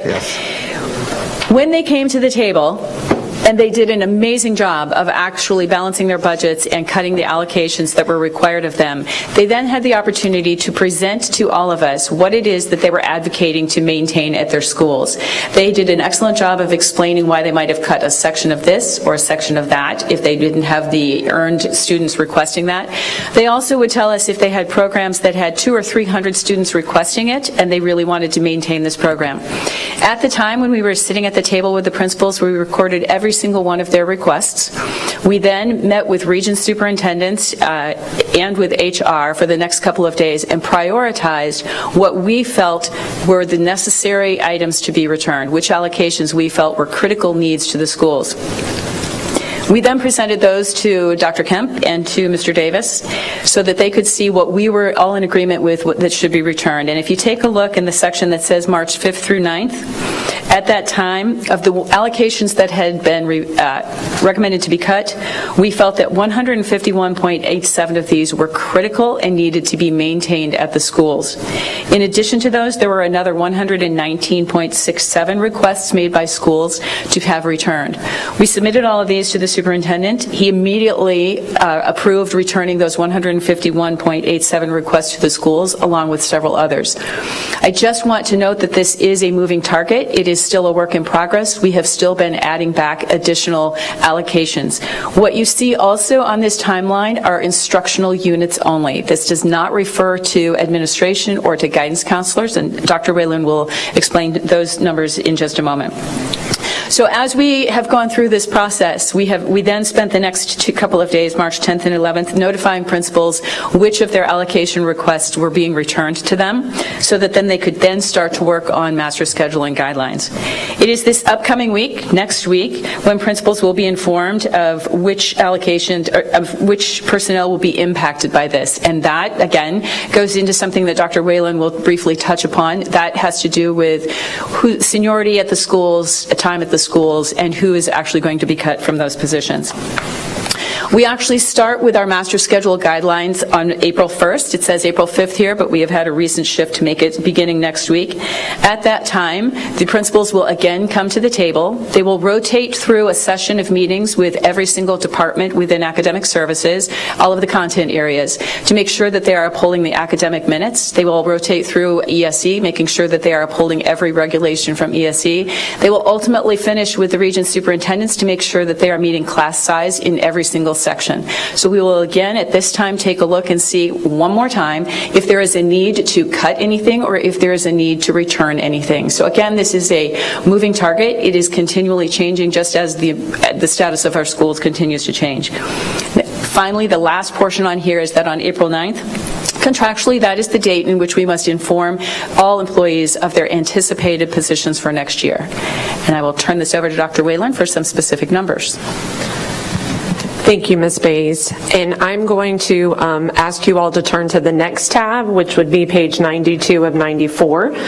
When we originally ran back in February following our timeline, our initial run of what it looked like for our allocations, I'm going to point your attention to the bottom where it says total for all levels, and you will see that was 1,620.19 positions that we were looking at. As we work through the models, the conversations, and having additional discussions, we recognized that we were not aligned with the assistant principals and the counselors in looking at pure FTE only, that we had to also consider enrollment numbers that were in there. So we also reran those particular models and updated that information in the book where it originally was labeled as FTE, and we have adjusted that to be based on enrollment. As of the next tab on page 93 of the 94. The next tab shows that as of March the 12th, that's when we were finalizing everything from the conversations that had occurred in the week of March 1st meetings, that we landed at 1,083.62 for all levels. So that is a difference of 536.57. And to reiterate Ms. Bay's point, we are still continuing to look at this, look at the needs of schools as we continue to have additional information that's coming forward. We will continue to monitor enrollment throughout the year because we do want to make sure that we're meeting class size requirements and all of those pieces.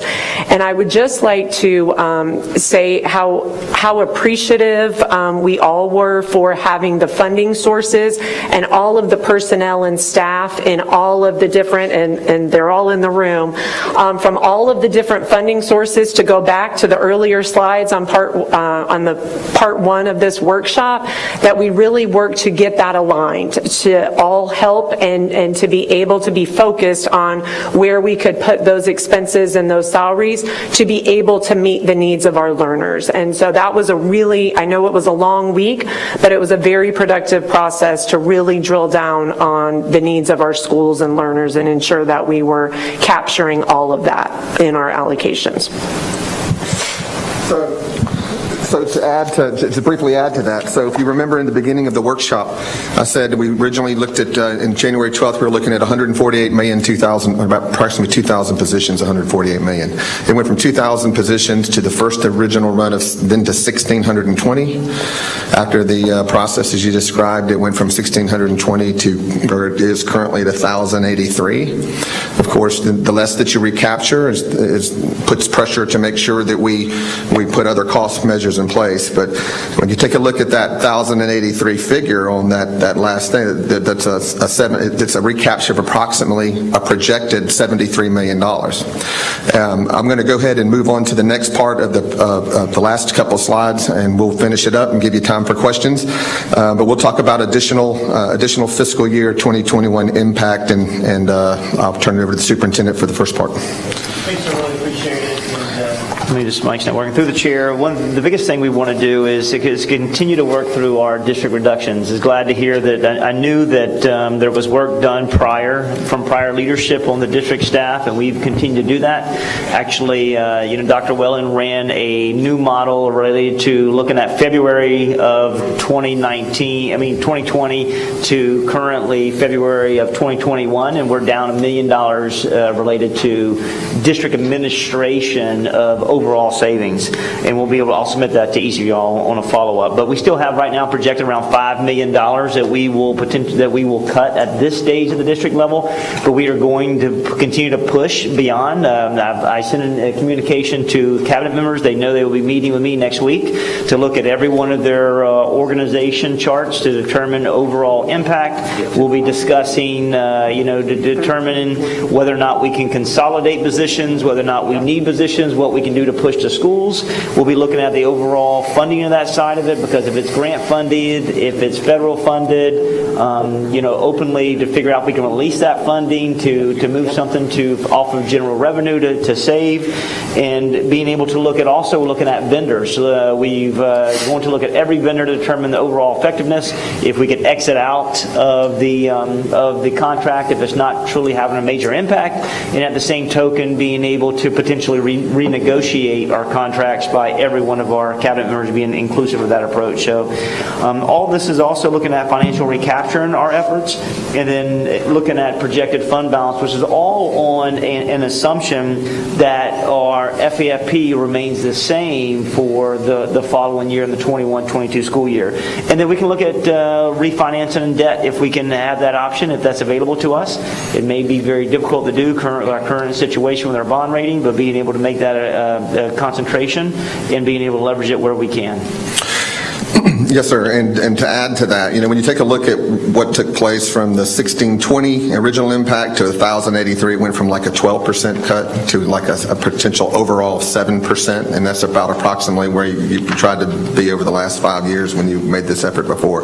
I have added this slide. You have a copy of this slide, but I wanted to make sure, because a question came up since the booklet was presented, and I just wanted, it was really great question. They said, Dr. Kemp, what would it be? What is the minimum recapture we have to have to make a 3%? Well, if you remember on the year, this is a comprehension check, so if you remember on the year 2 corrective action plan, we had a $112.6 million target for recapture to get to a 3.9% ending fund balance in 22. That was our target. So the question was asked since the booklet went out, what's going to be the required minimum recapture to get to 3%? The required recapture is $96.7 million to get to a 3.0000%. That is a real fund balance that also keeps us out of any type of state corrective action. So where are we today? Where are we today? Based on the processes that have taken place and where we are to make sure we're trying to protect programs and class size and minimize the impact on our employees. If you take the 70, if that 1,083.62 is projected, again, it's a projection of about 73.6, or 73.3. So if you take $74 million there, you add $5 million additional district reductions that the superintendent just mentioned, plus that will probably continue to rise. But for now, let's just say it's $80 million. So the projected recapture has gone from $148 million to $80 million. Expected attrition this is a conservative approach. 9.3 million. We know who's signed up for drop. We know who's going out. We know those that are going to be reducing over the year. So we conservatively think we'll pick up $9.3 million in attrition this next year. So there you're at 89.3. So that's out of the 96.7. That pretty much leaves us $7.4 million to continue to try to recapture or reclass if that's available to make it. So I say all of this to let you know that the $96.7 million recapture is the minimum that we can recapture and still not have to deal with these corrective action plans and things with the state for next year. To quote Mr. Washington at the January, I completely agree that this is something we want to do right, and this is something we want to do one time if we can, to make sure that we put ourselves in a position that we don't have to have these conversations again. So right now, $96.7 million is required in the recapture, and we're at about 89.3. I'm confident, based on the cost controls that we put in and the potential temporary use of one-time revenue, that we're going to make it. And we're going to pull ourselves out of this situation, and we're going to, at the end of 22, we're going to end up with a true minimum of a 3.0 fund balance to make sure that we're healthy moving forward. And that's the goal, to do it in a respectful way, the best way we can to minimize the impact on our people. One last comment, and then we'll open it up for the final thoughts here for opportunities for additional revenue. ESSER 2 and 3. ESSER 2 and 3 is really giving us the benefit of time to let attrition work over the next 2 years as well. So that's why I'm very confident that the work of the team, the work of our principals, the work of everybody in the school, the work of this board, I'm very confident that we're going to be able to recover in a fiscally responsible way. So that brings up opportunities to seek additional revenue. We're talking about, and this is Mr. Davis, but one of the things is to continue to push for the approval of the governor's budget. We want to make sure that that as we move forward, that we continually to lobby for additional millage compression. Right now we receive, what is it, Stephanie, 47 million? You don't have it. $41 million in compression millage. And that needs to be, the equalization factor there, that needs to be looked at over time until we can do legislatively to put pressure on that. So we seek those, those are great lobbying efforts for additional revenue across that. And as some of you mentioned today, at some point we do need to look at the potential increases. Once we get in a fiscally responsible position, we demonstrate to the community that we've been responsible with sales tax referendum, the promises made in that have been kept, and that we get ourselves in a position to where we can eventually go to the community to compete with the counties around us. I'll put a tab in your I believe it was Member Combs that had requested some information, and we put it together. But I put the last tab as additional, under the additional revenue part about school district millage comparisons. If you take a look at that last tab, these are the districts that already have an additional voted property tax millage, and some of them have reference just for operations, just for teacher salaries. Once again, we're student rich and we're property poor. So at some point we have to do everything we can to maximize the revenue so we can make sure we can protect the programs and our employees to be able to have the best available for our kids. So with that said, that concludes what we wanted to present. I think we have just enough time. We have 42 minutes. 22 minutes. Wow, what an excellent job, and so important. So here we go with our questions, board members. If you want to be put in the queue, I have Jessica Vaughn, Sheikh, Nadia, myself, anyone else? So let's go ahead. We'll start out with Member Vaughn. Thank you so much. I did have a few questions for Mr. Farkas. Mr. Farkas, I appreciate you letting people know that at any time they can go to the website and see which projects we've used for the sales tax referendum and how we've spent that money and which projects are in the queue, because I get a lot of questions about that. So reminding people that that is fully transparent and on our website is great. One question I had is, we had spoken earlier this year about the HVACs and how there are still some schools that are struggling with the HVACs. And even though we have the money allocated for that we just don't always have the workforce to be able to fix those HVACs in the same amount of time, because there's only so much workforce. And I'd like just to take, not on my time, but a few seconds to explain to people how that works, so that it doesn't look like we're just choosing to fund other projects that may not be in other people's minds as much as a priority as having working air conditioning in our classrooms, but that is because we are limited by the workforce. That's a great question. You're exactly right. And part of it's we compete against ourselves. We increase the cost of what we're doing, and there's only so many mechanical engineers that can do, mechanical contractors to do that. Yes, we could get the work done at a substantially higher rate. The timing for your question is actually wonderful. On Wednesday of this week, we had a focus group. We brought in 5 different construction managers and said, tell us what that optimal number is. I mean, you guys, they work with the district. There's no, they all have work, so it's not they're trying to get more work. Tell us what that number is. So we found that. We started out in our first year about 30 projects. We went down to about 19 last year. We think that sweet spot is about 20 to 25 projects. That's $5 million and under. And so we'll stay there. We want to make sure that we're spending the tax dollars wisely. But yes, we didn't want to not do any playgrounds or asphalt repair or anything like that while we waited and just did HVAC. But we need to only do a certain amount of HVAC without competing against ourselves. So you're exactly right. We're going to try to do some of that work simultaneously, but we will maximize the amount of HVAC repair we can do every single summer until we've replaced those, and that'll be all 10 years of the project. Thank you.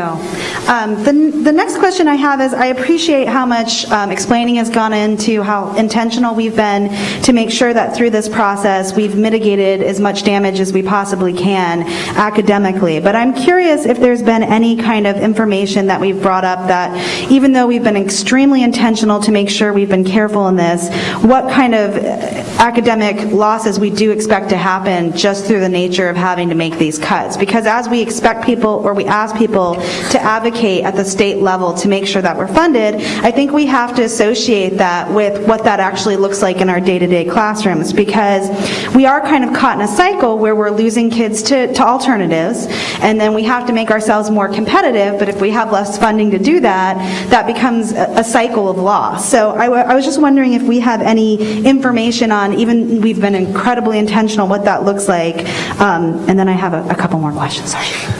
Through the chair, yes, ma'am. So it openly pains me to be able to have to cut anyone at the school level, from teachers, support professionals, whether it be leaders, and also we have coaches. And I get it. It is going, it could potentially impact overall performance, because when you talk about, we have coaches that drive PLCs, lesson studies, coaching cycles, that are literacy, mathematics, that are, writing coaches that are blitzing in to further help.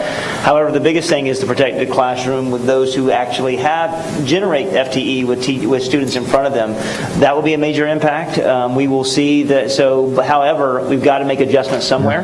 We will see that you will take class sizes that will, that we learned last year as we came in, that were somewhere 8, 9, 12, 14. They will be openly to the brink, to the max, related to 22, 20, whether it's 18, could be 19, where it's 18, it could be 21, and because you look at a K through 3, a 4 through 8, a 9 through 12, so you may see larger classrooms overall, and we'll try to mitigate as much and often as we can to stay in compliance. We will always stay in compliance with class size and make sure that we're not fined by the state, because when you do not, you are fined.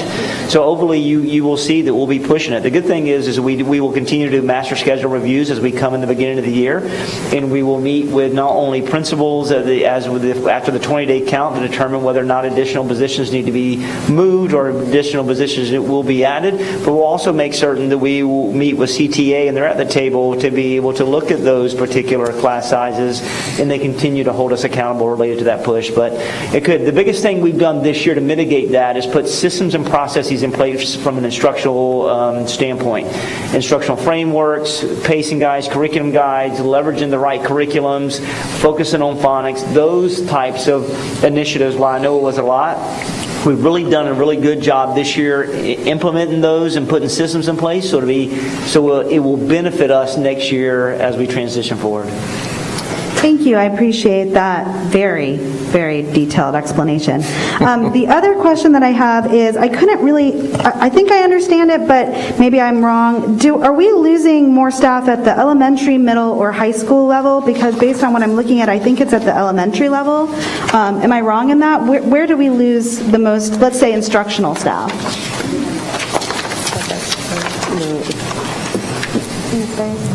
Ms. Whalen.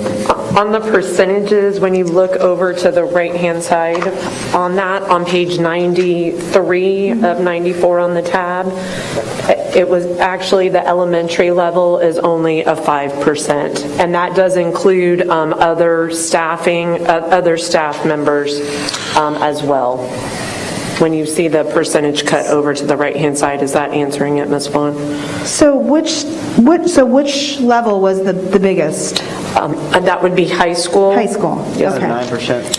And then just 3 more questions. I was wondering, because I know at some point we were looking at using Generate dollars as if we weren't going to get the ESSER funds, and hopefully that looks like something we didn't have to do.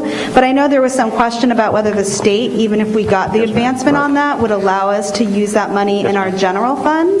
And I think as we move forward and we look at, because what happens is we might be okay now, but what we're saying is we might anticipate the state even making more cuts, because from what's coming down, they're saying based on the money that we're getting getting from ESSERS, that we're not going to need as much money. They're not counting it as response to the pandemic. They're saying you're getting this extra money, so there's talks that we're going to get even less money. So we go back to the point of saying, even if we make these cuts, then Tallahassee or the state might make more cuts. So at some point, regardless of how much Band-Aids we put on it or how much cutting we do, we might find ourselves in a similar situation. So I'd like clarity on why or why not they would allow us to use that money that we're getting from our solar savings to go into our general fund and what we eventually found on that.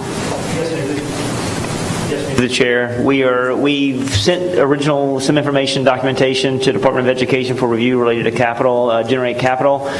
Since then, had conversation over spring break when I was in Tallahassee for Oak Park and Foster related to what next steps may be.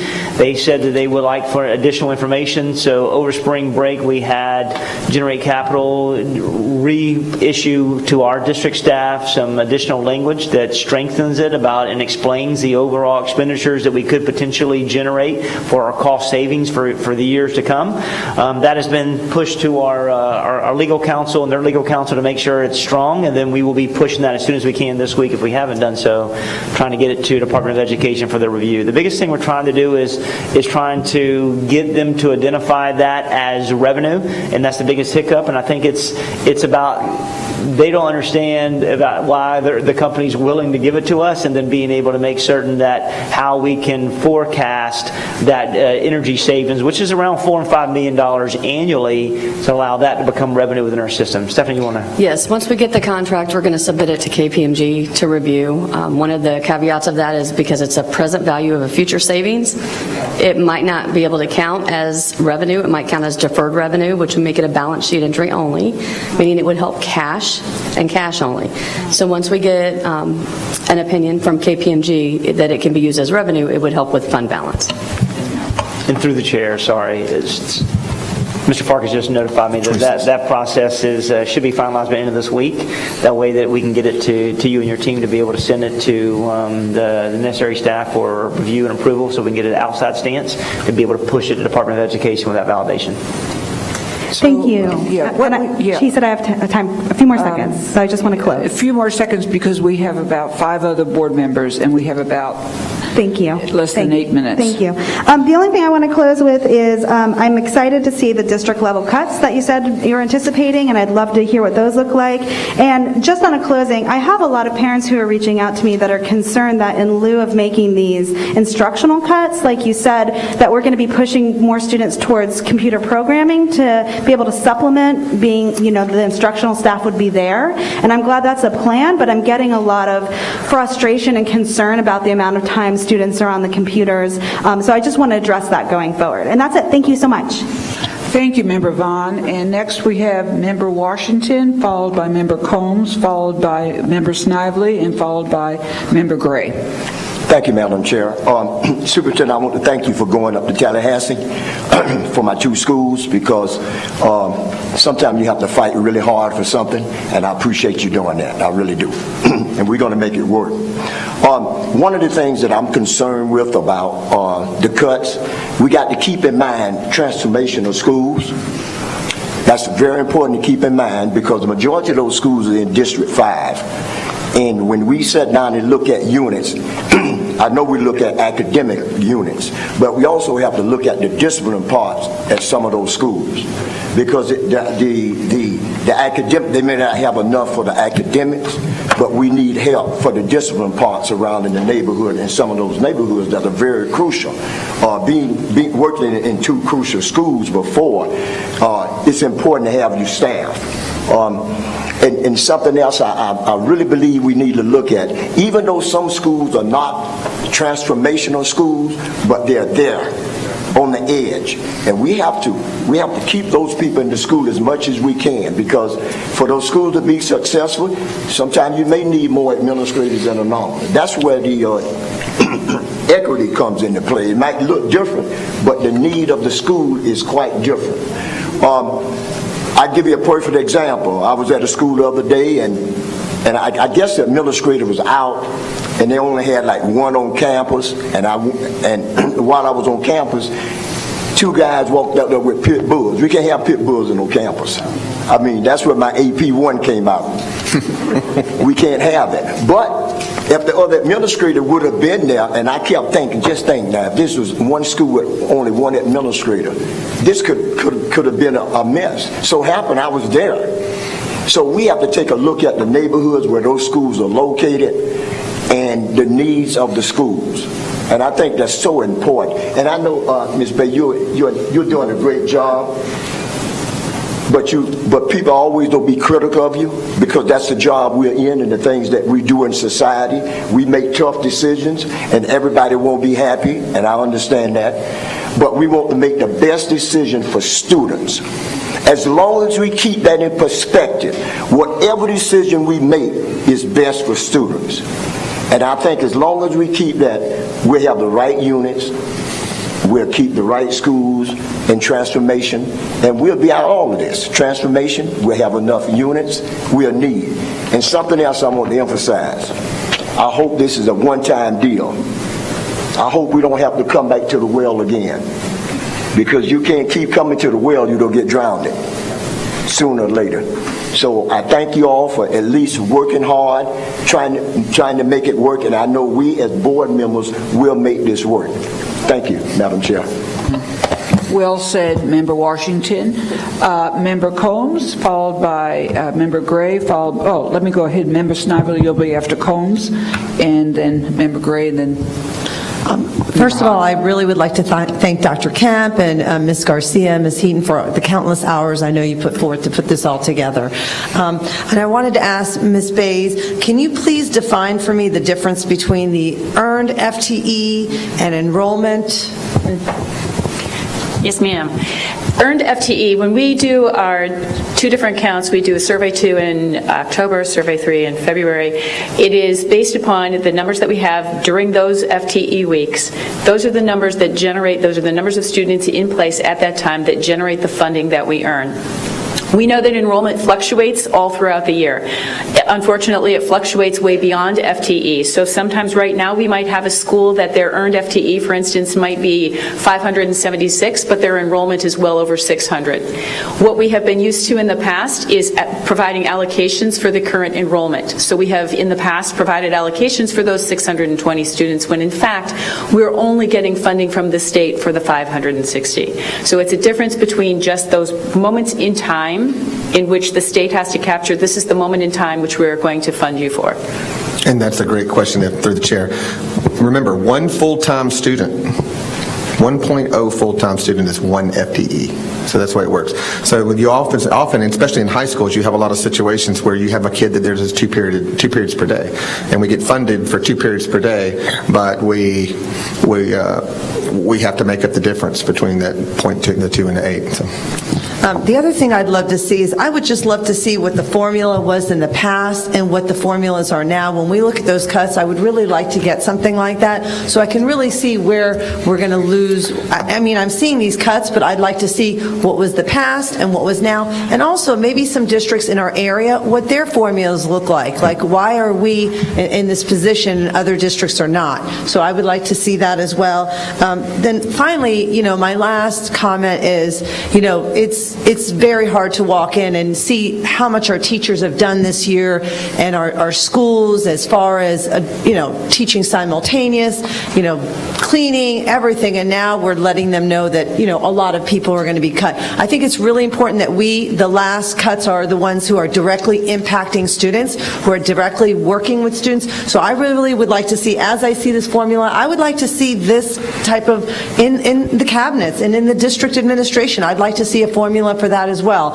And there has been significant increases, with cabinets and other positions in this district. So I think that we also need to think about that as well. When we're looking at, everybody being impacted, I would like to see that impact from the very top all the way down instead of looking at from the down all the way to the top. That's just my feeling, and I think that we should expect that from our district. Yes, ma'am, through the chair. Absolutely. When we built this model, we built it all with many different school districts in mind that because there definitely needed a model to be in place. And I would say since I've been here, this cabinet, I want to make sure for the record, this cabinet has decreased. We've decreased the number of cabinet members. We've decreased the amount that we've expended on cabinet members. And at the same time, we've had one of the most rich, diverse cabinet that we've put together. So, but we'll get all the information related so that everyone has better understanding. Yes, ma'am. In the tab on the HR school budgeting staffing allocation guidelines tab, it's the yellow one, and it starts on page 49 of 64. But on page 74 of 94, which is section 10, the allocation formulas, you will see the 21-22 allocation, and then it shows what the changes were from the 2021 allocation. So that is in there, and it starts on page 74 for you. So you can see that there's very little change from the allocation model that was previously applied. Okay.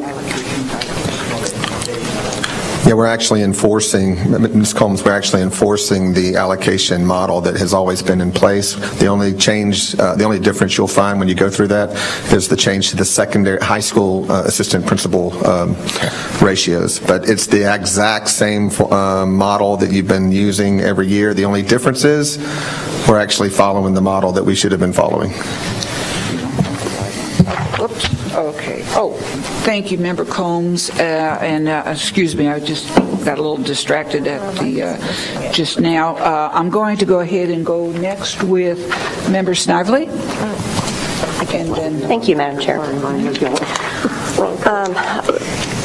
I wanted to just touch real quickly on something I mentioned earlier about pre-recession funding from the state legislature, and I think it might behoove our business services folks to arm the school board members with some information, some historical data, because what they do is they ask, okay, you come to Tallahassee and you ask for more money, but you don't ever say exactly how much more you need.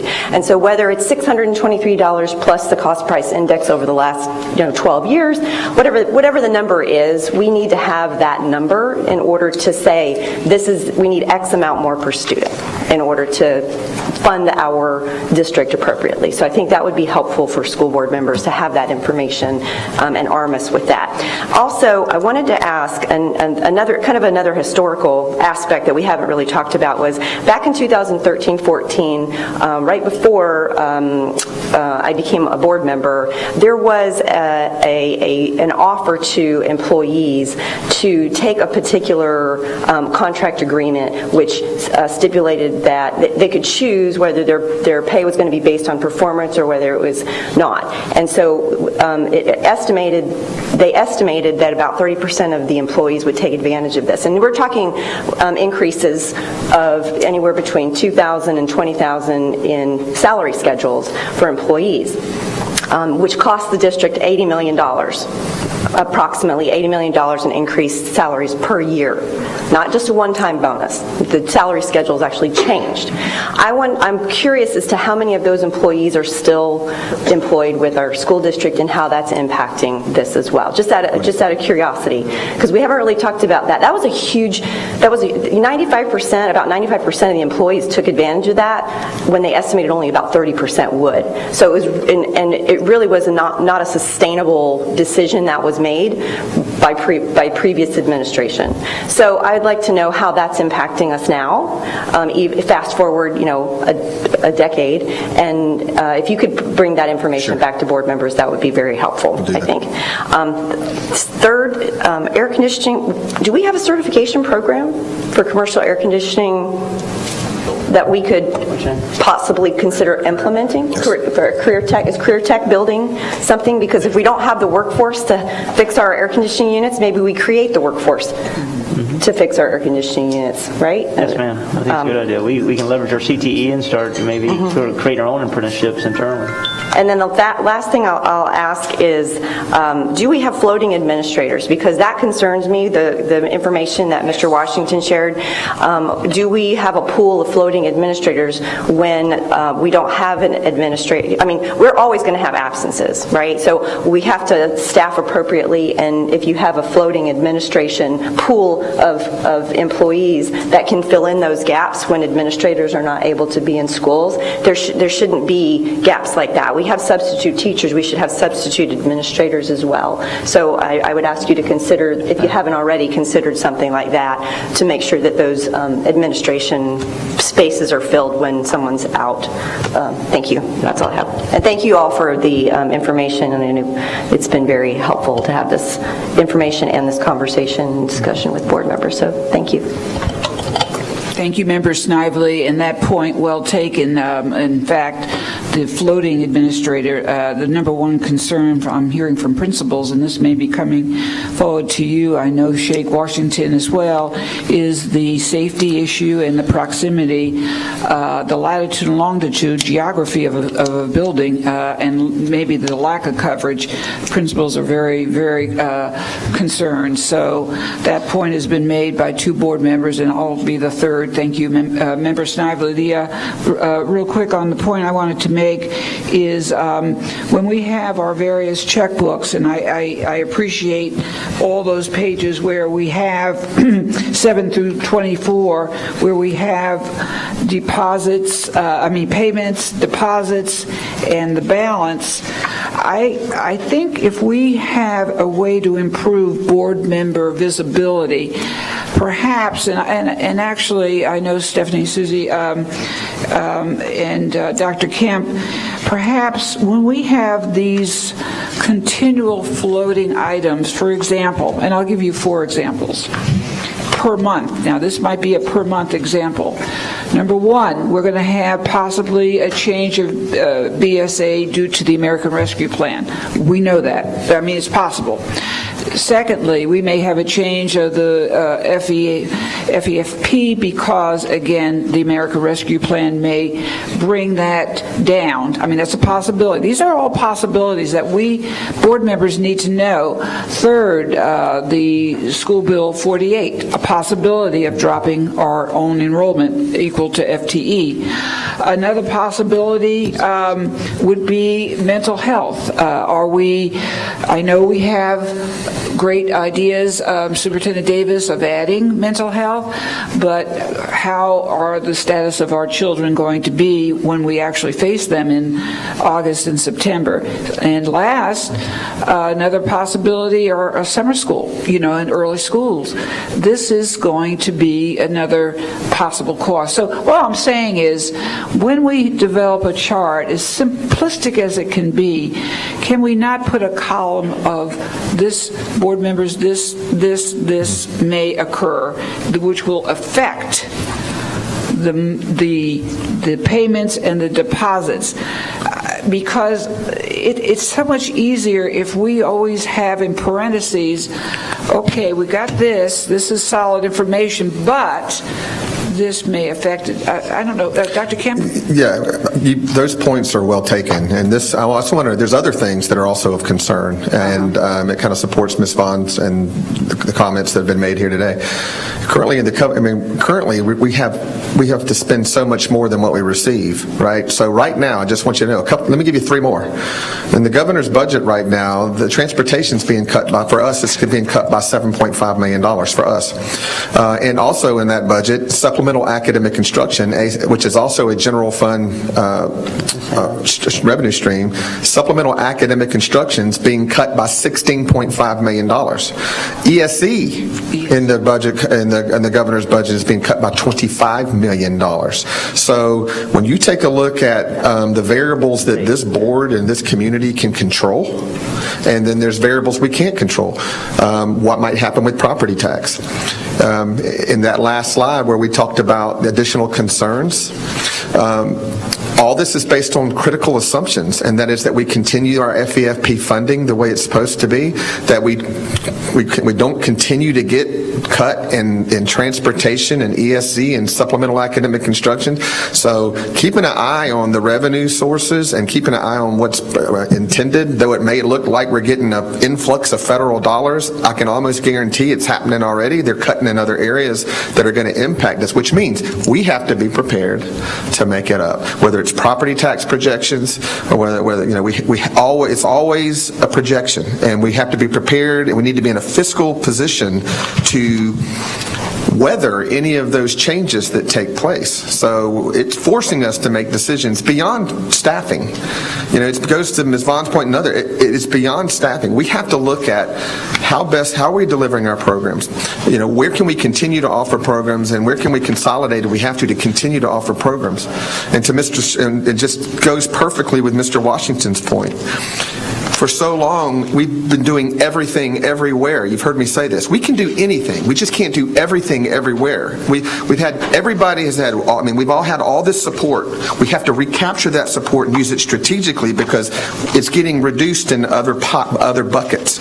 What we used to get is getting reduced. So we have to be prepared to do that. So that's just three more: transportation, SAI, and ESE. And we're going to have to, the community and our school communities and our families and teachers, they're going to expect us to be able to make up the difference when we get cut in those areas. So right now we have to be in that position to do so. Precisely, and that's exactly what board members need to be armed with, because we want to make sure we can answer the questions that they will come forth, and it's flowing. So if we can take what I just shared with you in a serious content, however you want to put it, Susie, and we'll talk about that later, but I think that would be helpful for all of us. And you've done an excellent job. I want to say the staff has done a wonderful execution of so much detail. And Sheikh, just so you're saying a one-time, I'll speak for myself. I am very confident that this will be a one-time.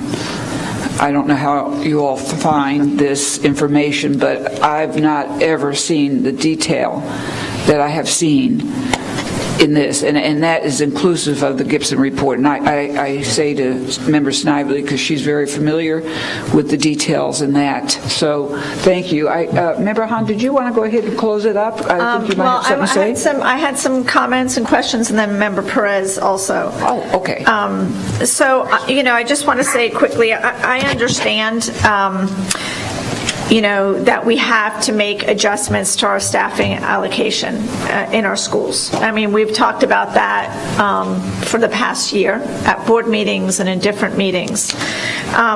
What I don't want to do is meet or improve our financial picture on the backs of our schools solely.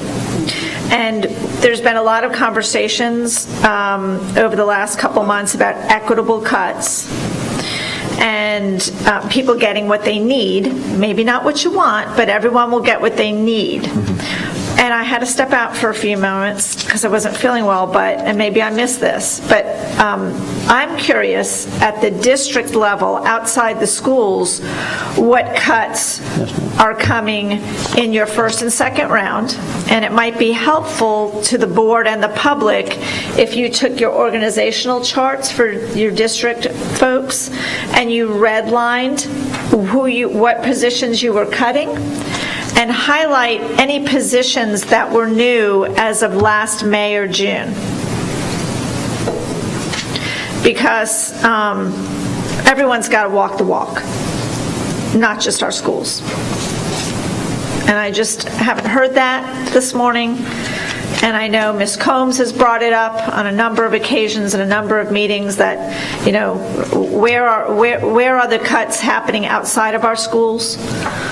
And I think it would be helpful for us to see and have a conversation around that. I haven't seen that in this binder. Did I miss it, or is it just not here? Through the chair, we spoke about it a little bit ago that we're right now. While we made some cuts prior when I entered, that we projected for right now $5 million worth of cuts at the district level. But we are going on in the next 2 weeks. I will be meeting with cabinet to be able to review the organizational charts and to make certain that that we are doing everything we can to refine our positions to be efficient to protect schools. Yeah, because you've cut, but you also added some tiers, so I want to get a visual on that Yes, with ma'am. the org chart, and I want to see what cuts you're making at those levels as well.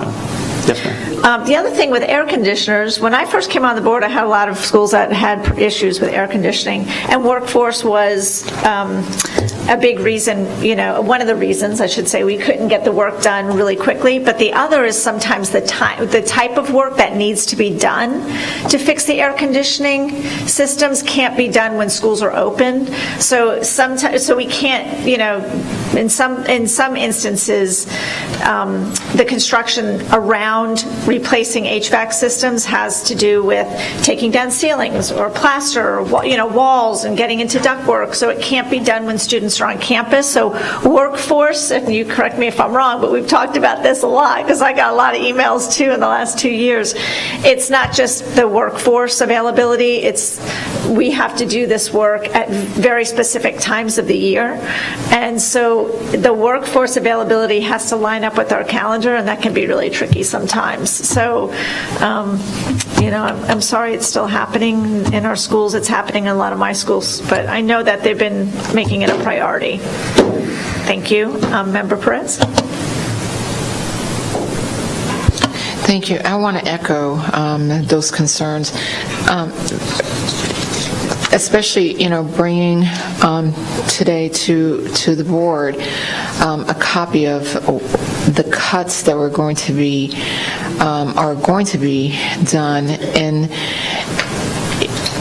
an area that's going to affect our students, but we don't have. And there was time enough to be able to bring us, along with this, a copy of the cuts that were going to be completed at a district level. I mean, if there was time to bring us a copy of these cuts, especially, when I'm looking at, ESE teachers, and I get that there has to be, but these are areas that are really going to affect our students, especially coming out of, and I know that it's like beating a dead horse, but coming out of a pandemic when we don't know what these students are going to need.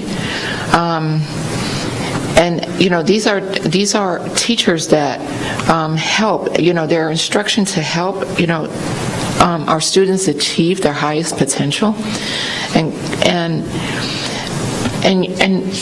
we have no information on other areas of this district and cuts that will be made, and it should have been included for us today. In this information. I would have liked to see that along with what's happening with staff that is directly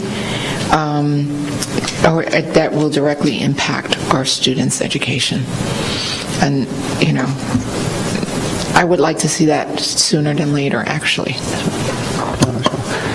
That's right. Yes, Superintendent Davis. Thank you, Member Perez. Yes, Mr. the Chair. The major focus right now has been to make certain that we are working with principals collectively to be able to identify what their actual needs are. Please know that we are working with district staff as well. Those meetings will start again for a second wave for next week, and we will have every identified cut by April the 9th for inclusive of the entire district. We're not going to do schools by themselves and not district level. level.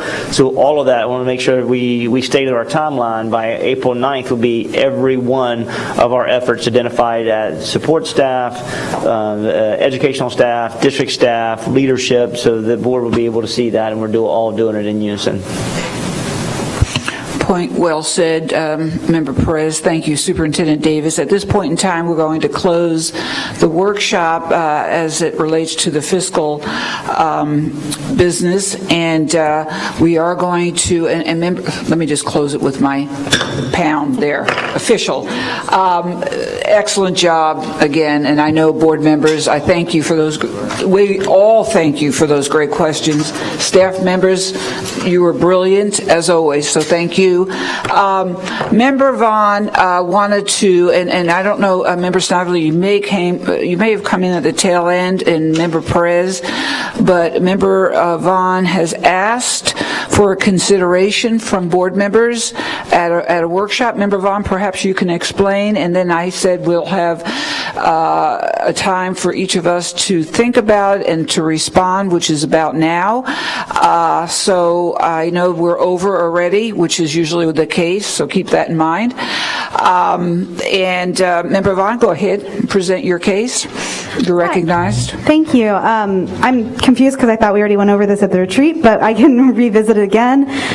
We had talked about one of the reasons that I had called a member-to-member meeting was I felt like within our board meetings and our workshops, there wasn't a space for us to talk about off-topic issues and really have a chance in the sunshine to discuss things that we might be concerned about. And I know I thought we had said going forward we were going to build a space into our workshops or not our meetings, one or the other, where we would allot that, and I just hadn't seen that, so I wanted to touch base on that. And I know Superintendent Davis said you could add other topics, which I'm appreciative of, but I'm not asking for a section to talk about topics that we've identified. Just a space once we develop our committees where we can talk about our committees or other things that we chair, or just issues that we are concerned about, so we don't feel limited that we can only not discuss them in the sunshine or whatnot, just so we can be as transparent as possible. So I thought we had agreed upon that moving forward, but if we need to rediscuss it, I would love to do that. So thank you so much. And board members, just be reminded that Ms. Vaughn has been reminded that we do have a retreat next month. We have additional workshops, and we are having school board meetings, and we have master board. So she is understanding of that and wants to capture a little bit more chit-chat among us on issues.